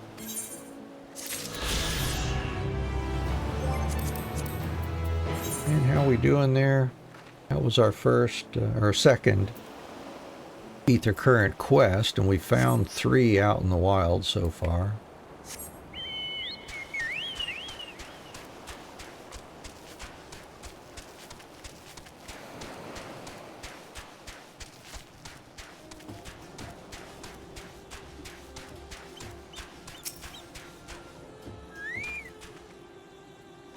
Here are our Hamsa, and if the creatures look familiar, it is because they are close kin to your Eorzean dodos.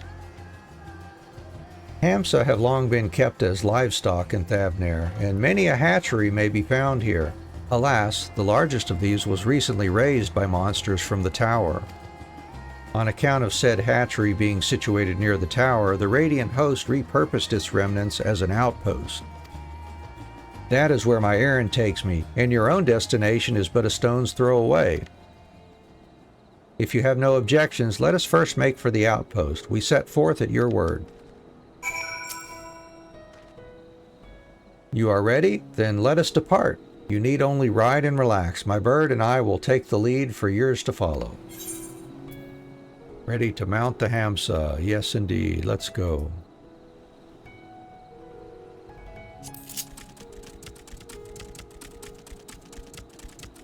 Let us be off. If you haven't ridden dodos before, be warned that they have a wobbling gait.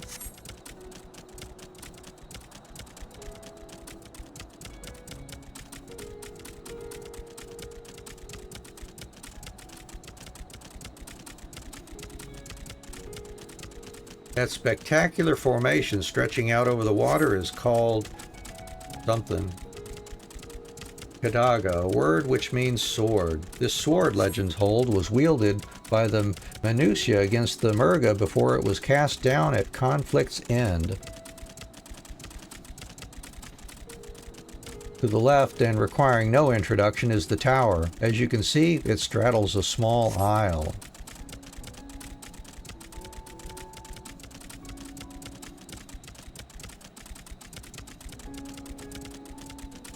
Almost there. Though the main part of the hatchery is atop the cliff, the outpost itself is on the beach.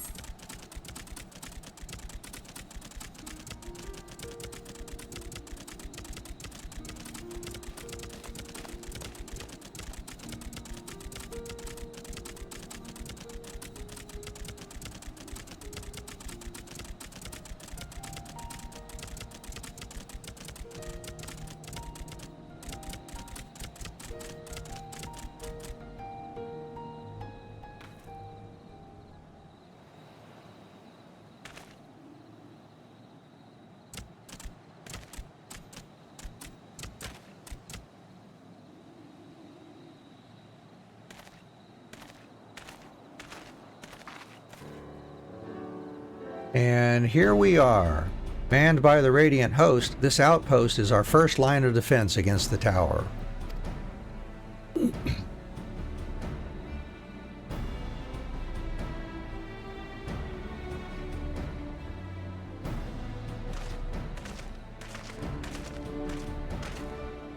Well, well, who should it be but young Varshan, on an errand for the satrap? I am. His Excellency bade me come to collect your report. He also wished to express his heartfelt gratitude to the brave men and women of the Radiant Host for their unflagging dedication. We simply do our duty, but we are honored to receive His Excellency's regard. And yet, for his boundless benevolence, his treatment of one so young could be regarded as callous. Though we have enjoyed relative peace and calm these past few days, this remains the front line of battle, no place for children. Your predecessor too often traveled alone. It's been, what, 2 years now since you took over? I wonder how the fellow is faring. Like those before him, he went on to represent the satrap in foreign lands. Wherever he may be now, I am certain he is well. As for myself, I assure you that all I do of my own volition, and gladly. I pray you do not think ill of His Excellency. Certainly not, lad. Whatever happens, my faith in the satrap is unwavering, but still, I worry for you. We would be overcome with sadness if something were to befall you, for you are as a little brother to us all. Take care, do you hear? I will, Nabdeen. Thank you. And who might this be? Not Hanish by the look of her. Permit me to introduce an adventurer of the Eorzean contingent, come to assist in the making of the talisman. From Eorzea, you say? Powers have appeared over there too, yes? Tell me, what is the situation like? May I suggest that you exchange information with our soldiers? Both parties would stand to learn something of value, I believe. An excellent idea. Given the unprecedented nature of the threat, some of ours are understandably anxious. We would be glad for any tidings you could share. You two, bring Varshan and the latest report and answer any questions he may have.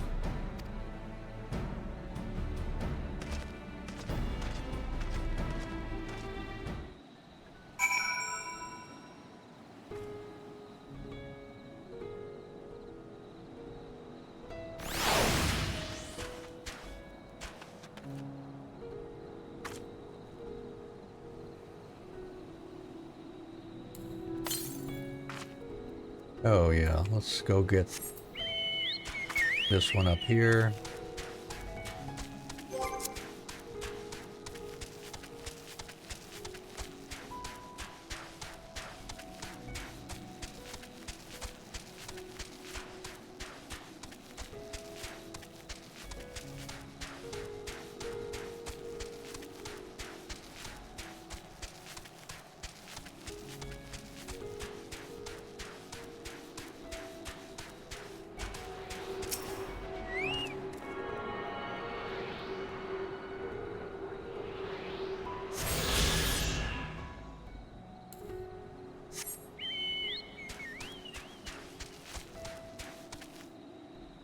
Yeah.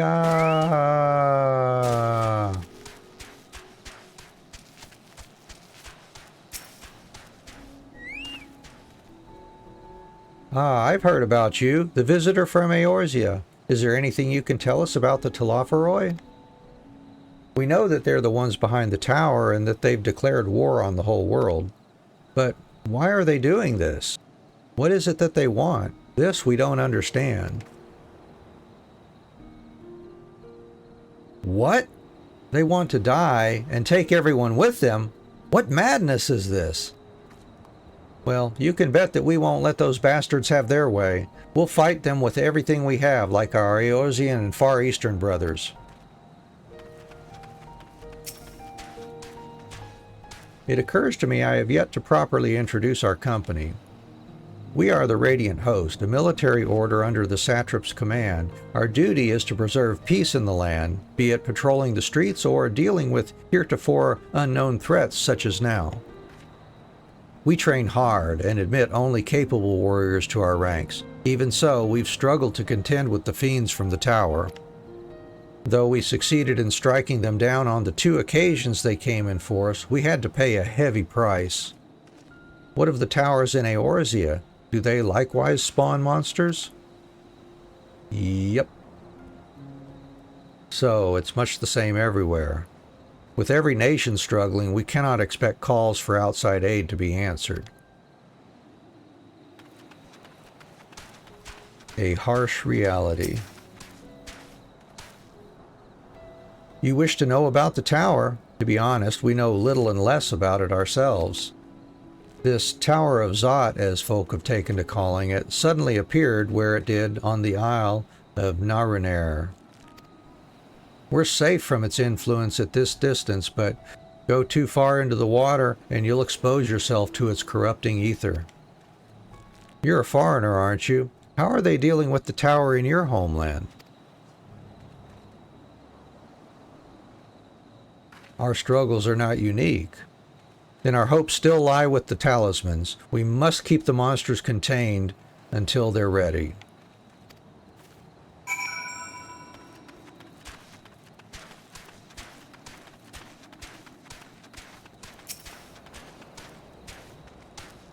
Finished speaking with the soldiers, have you? I hope it was as enlightening for you as it was for them.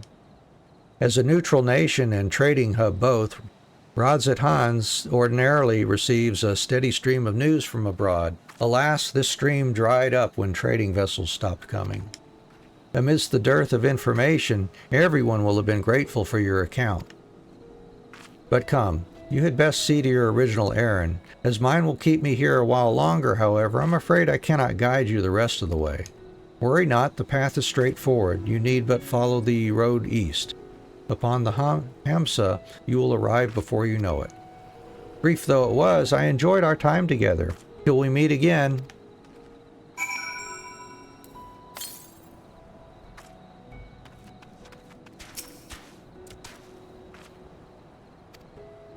Alright, so we're going to ride a Hamsa. Alright, if you insist.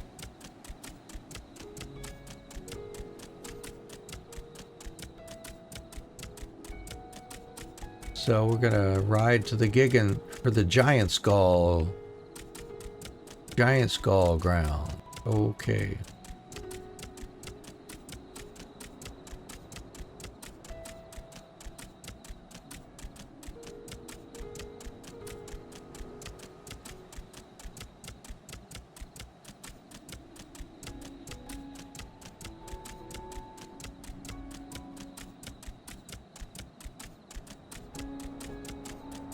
Oh, I need those.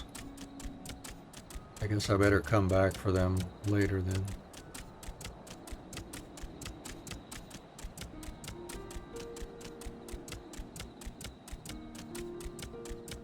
Here we go.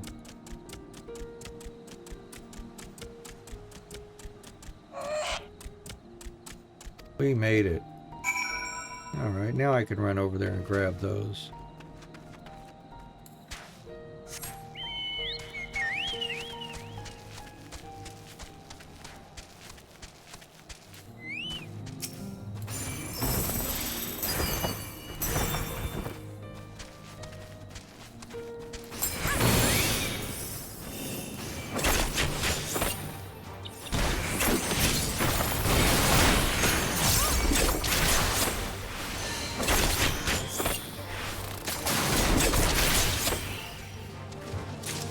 And that's all we needed. Okay, just the one.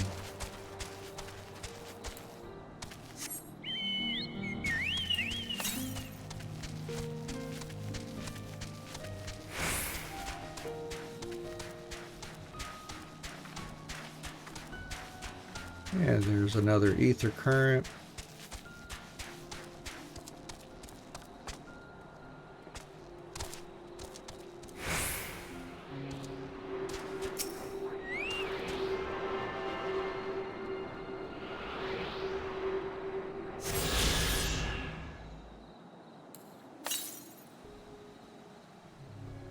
And the other's down on the other level.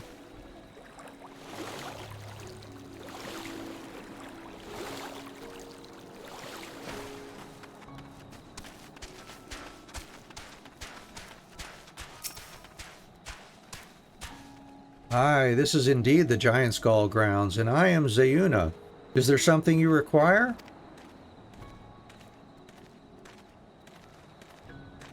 Giant Skull for the alchemist, you say? But of course they shall have it. They labor tirelessly to deal with the tower, and 'tis the least we can do to provide them with the materials they need.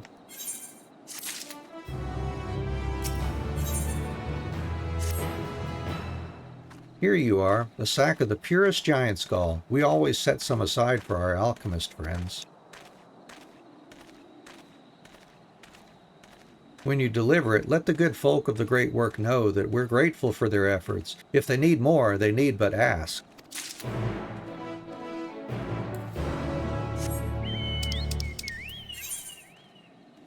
And back to the great work.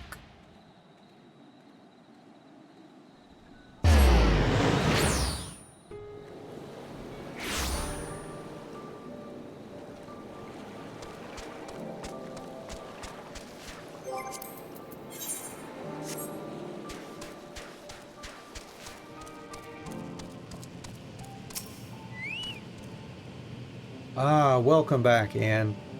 Dear, I hope you have the giant skull? Oh, yes, I have it.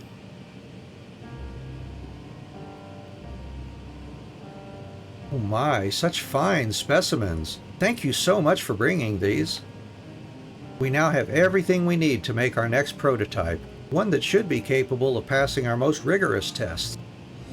When it is ready, it will be time for the true test, so please take your ease while you can.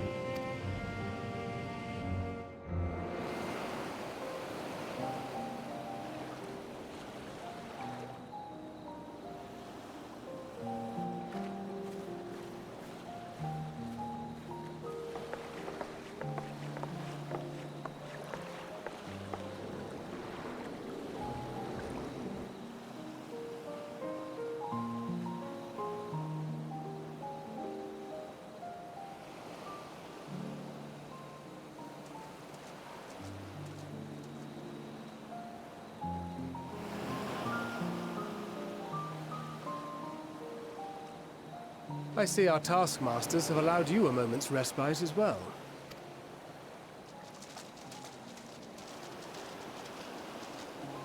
You have to hand it to these alchemists. They are determined to see this endeavor of theirs succeed. I've never been one for blind optimism, but I sincerely get the sense they're close to a breakthrough. They had better be, or all this effort was for naught. The peoples of Eorzea, of the Far East, of Thavnair, children of this star united in common cause against a dire threat. Yet ere they succumbed to suicidal madness, were not the Telophoroi born of her body as were we? They who cling to life and the promise of the morrow's dawn, against they who desire death and an ending of their own orchestration. The victors of this war alone will hold the right to answer the question of existence, of its meaning, and its worth. Poetic and ominous to a fault. That said, if it's an existential debate in nature, then our arguments might not be as persuasive as you'd think. Fandaniel wants to die and take everyone with him in an orgy of pain and suffering. An utterly vile and unforgivable idea. And yet, when spat upon by fate and wailing in the deepest pit of despair, who among us can say they have not entertained similar thoughts? There are nights black as pitch, bereft of hope, and no words of comfort can reach you. And it's all you can do to grit your teeth and choke back the bile. The more you see and suffer life's injustices, the more difficult they become to bear. Vengeance is nurtured in similar soil. Though your anger has a broader focus, the sentiment is much the same. A fervent desire to destroy others, to see them drown in torment, as you have. That about sums it up. The will to endure is not always as strong as the urge to burn it all down and salt the earth. Survival be damned. It's a struggle, often close and brutal. Indeed. Well, I, for one, shall pray survival proveth more appealing in the end. As will I. Besides, our chances are much improved when we've the company of others committed to the cause of life. Our vengeful dragoon here is proof of that.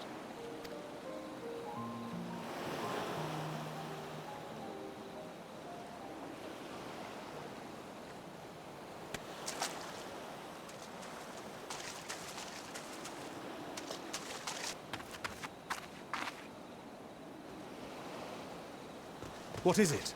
What did you see?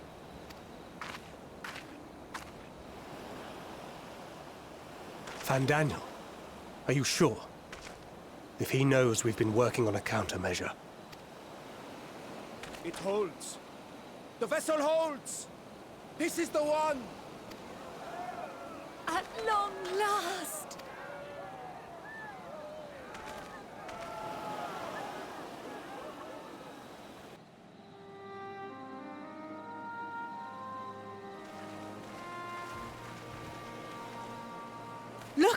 We have finally created a talisman strong enough to withstand our experiments.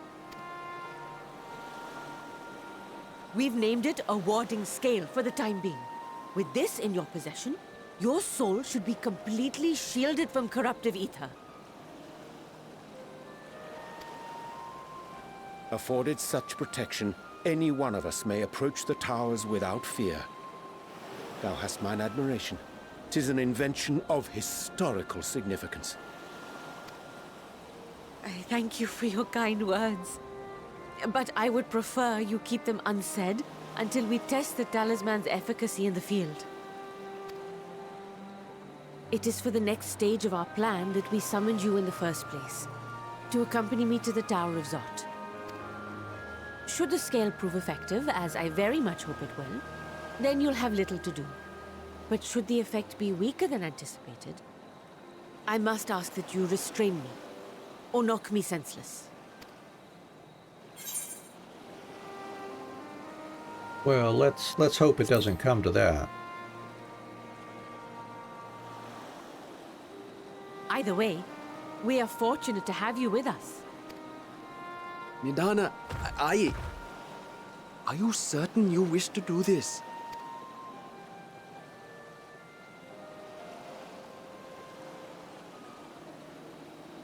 If others are to trust our creations, then we must have faith in them first. And as the senior researcher, it falls to me to lead by example. But should I fail to return, then learn what you can from this attempt and apply it to the next. Our work must continue. Is that clear?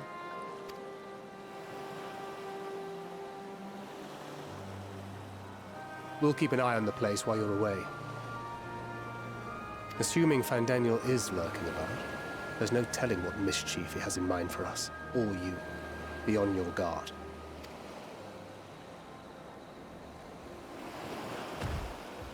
Shall we be on our way?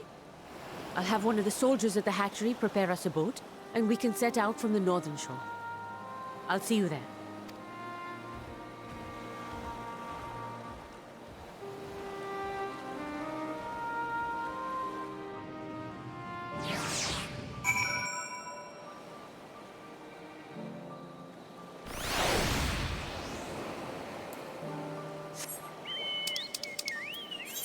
And we got to ride over to the hatchery. Okay.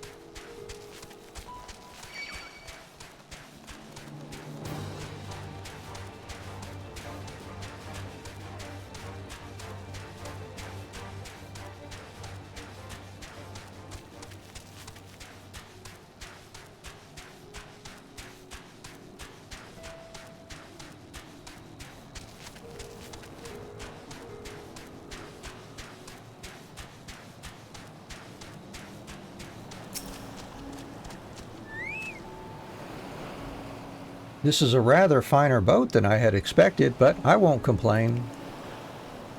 All that remains is to board and be on our way.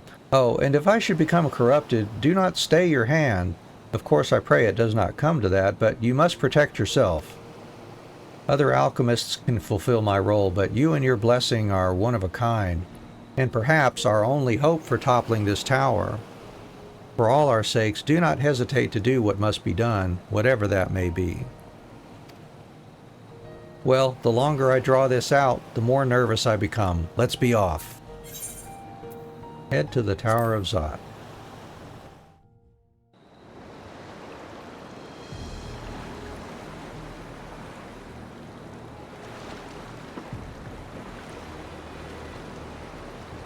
We should soon cross the threshold of the tower's influence.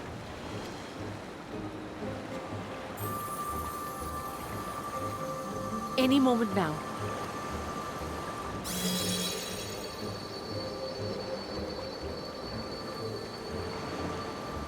It's working! And you are still yourself? Then I'd like to see how it fares closer to the tower if we could.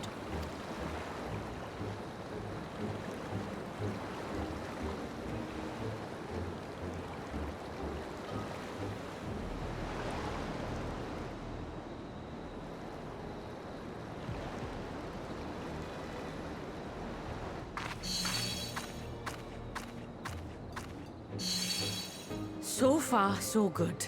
The scale's protection appears to be holding. If we can just make it to the tower's entrance.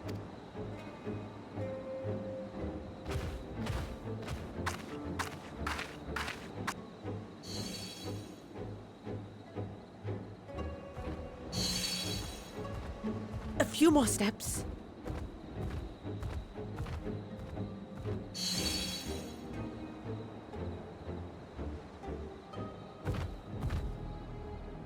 Praise be to the sisters, we made it! And the scale has proven itself to be everything we hoped it would be. Now we can focus on production. Once we've equipped and returned with an entire survey team, this menace will soon give up its secrets.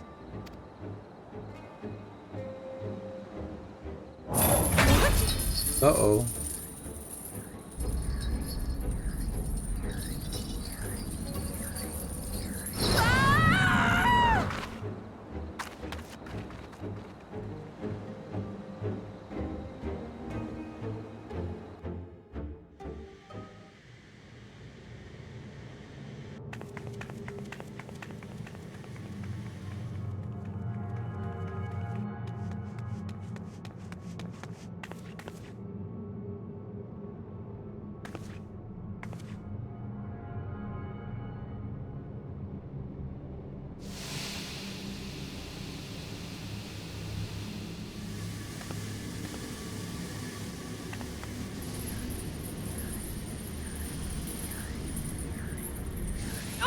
Let me go!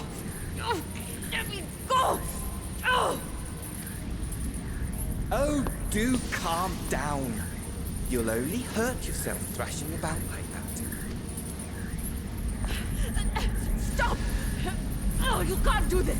Please!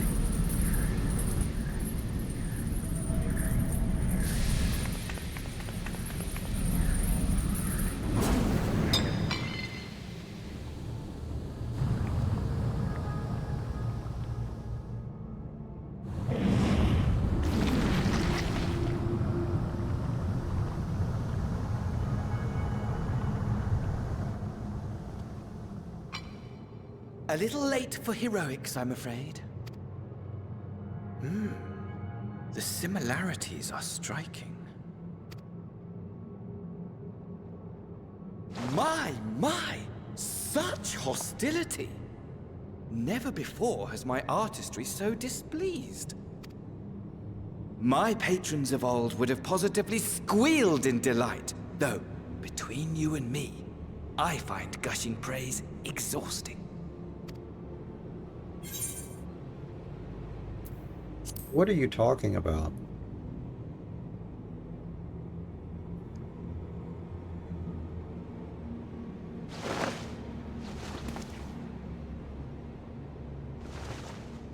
Allow me to tell you a story.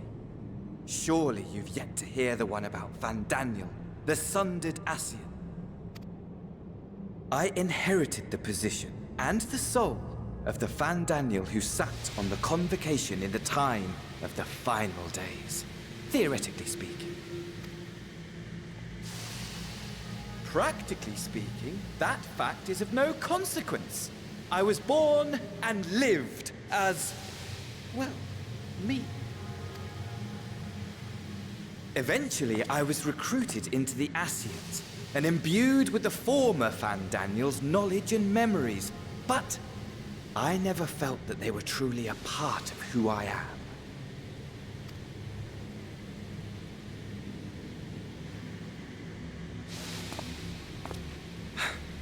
How to explain? Perhaps if I told you who I was before my Ascian embrace, although that chapter too is a past I've long since discarded. I have it on good authority you've poked your nose into an Allagan ruin or two. Yes? Then I expect you've heard of me. The old me.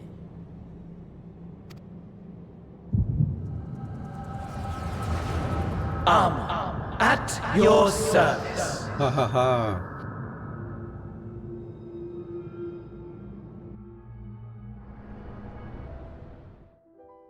Imagine a nation of unbridled prosperity.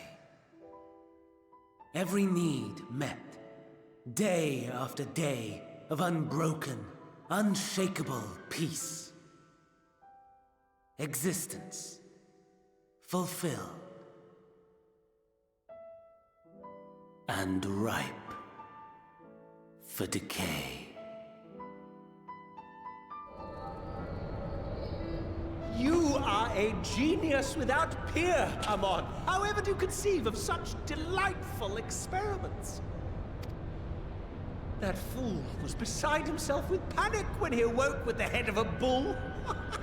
Even his cries for help emerged as so much guttural lowing. Oh, the memory of it. My poor sides. My friends and I were so consumed by laughter we struggled to breathe.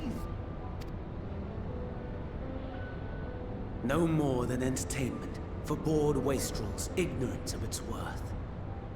My all-consuming work. But it was not their only indulgence.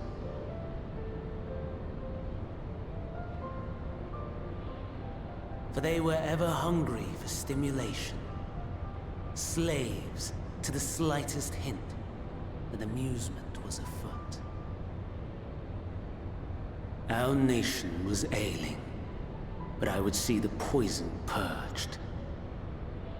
I resurrected a legend, our first and greatest emperor.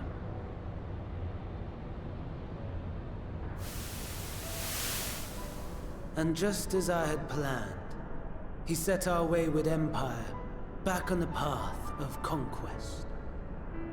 An inexhaustible ambition carried us onwards, always onwards. Yet, he who delivered to us such glory was not to be satisfied. Heed me, Amon. No matter how vast one's empire, or full one's treasure vault, all is rendered meaningless by death. In the end, all is lost.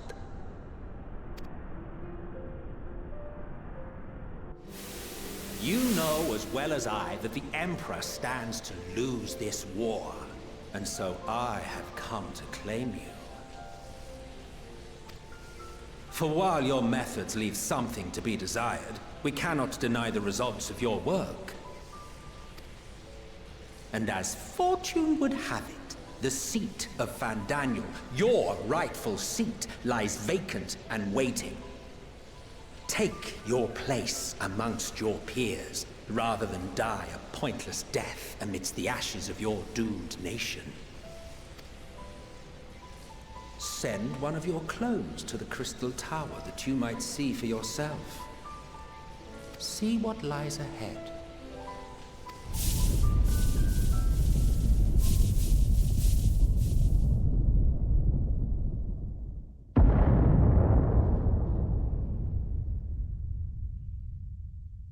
The fall of the Empire affirmed the truth. Majestic and tragic, as the Emperor foresaw. Scheme as you like, build as you will, nothing endures.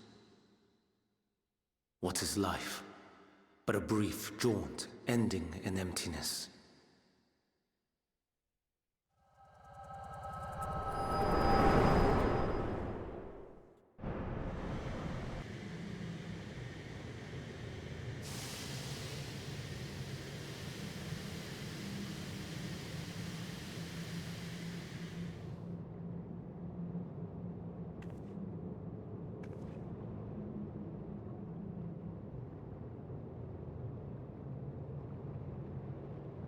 So easily distracted. Why, I almost left without saying farewell.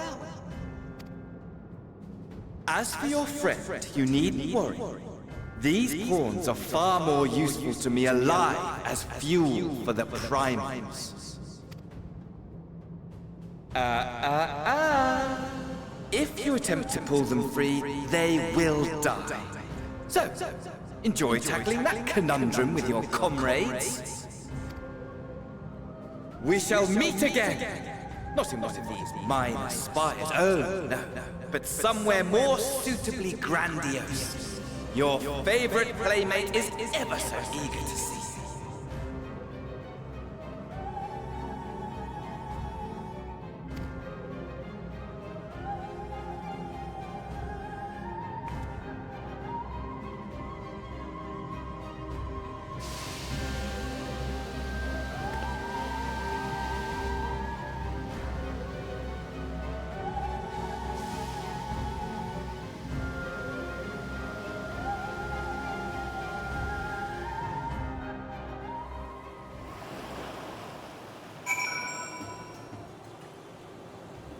Alright, well that was an interesting reveal for sure. So Alligans can become Ascians, but were all Ascians once Alligans, or were they something different? Ah, you are returned, but where is Mistress Nidana? Sorry to say, she got sucked into the tower. Manusia preserved, just when we had succeeded in making the talisman. I must report this at once. Meanwhile, please return to the great work.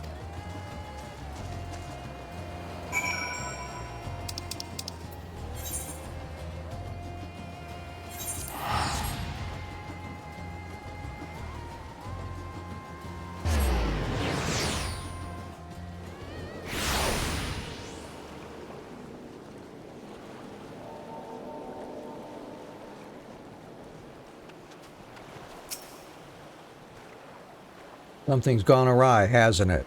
What happened? So it was Fandaniel after all. Damn that bastard.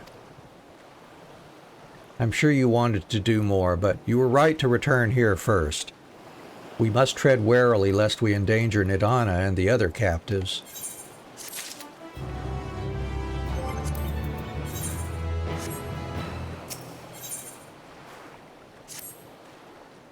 First, we must inform everyone of the situation, Nidana's colleagues included. I'll call them together for a gathering, but I think it would be best if you were the one to explain.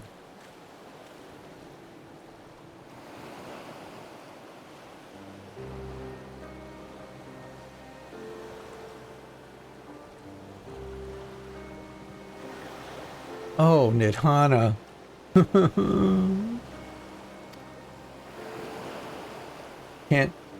Can you answer me this? Though Nidana is trapped in the tower, she's still alive, yes?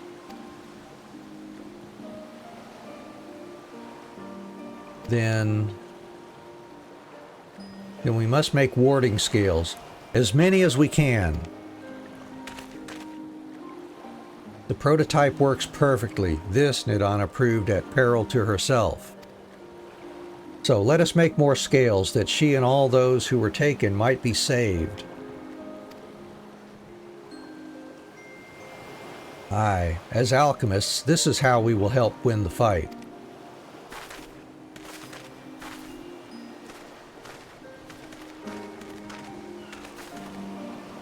My friends, the satrap has been made aware of the tragedy. He offers his heartfelt condolences and reiterates his pledge to provide you with all that you require. To that end, he bade me give you this link pearl, that he might personally discuss the production of the warding scales with you.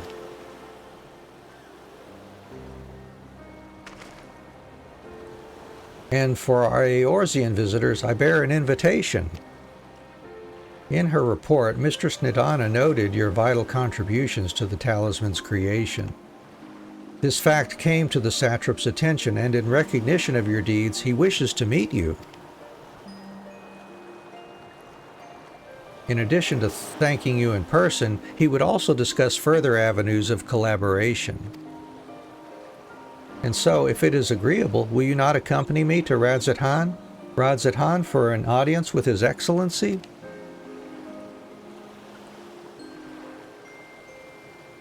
We should be honored, of course. Closer cooperation between our lands can only be to the benefit of all. Then it is settled. Please come to the gates east of the Giant Skull grounds, and I will show you into the city.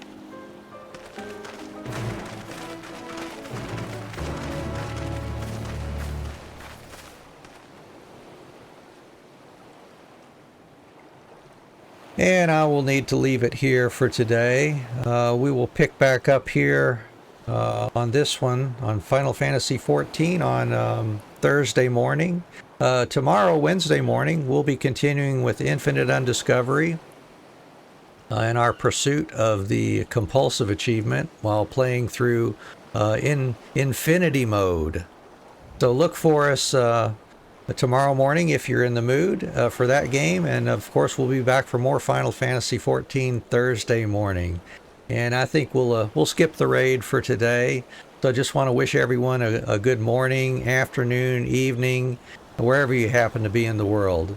And take care of yourselves. Oh, Lily, you're certainly welcome for the stream. You'll be gone until Friday next week. Going on vacation. Well, have a good vacation. I hope you all have a great time and enjoy yourself. And everybody else, y'all take care of yourselves too. See you later. Bye-bye.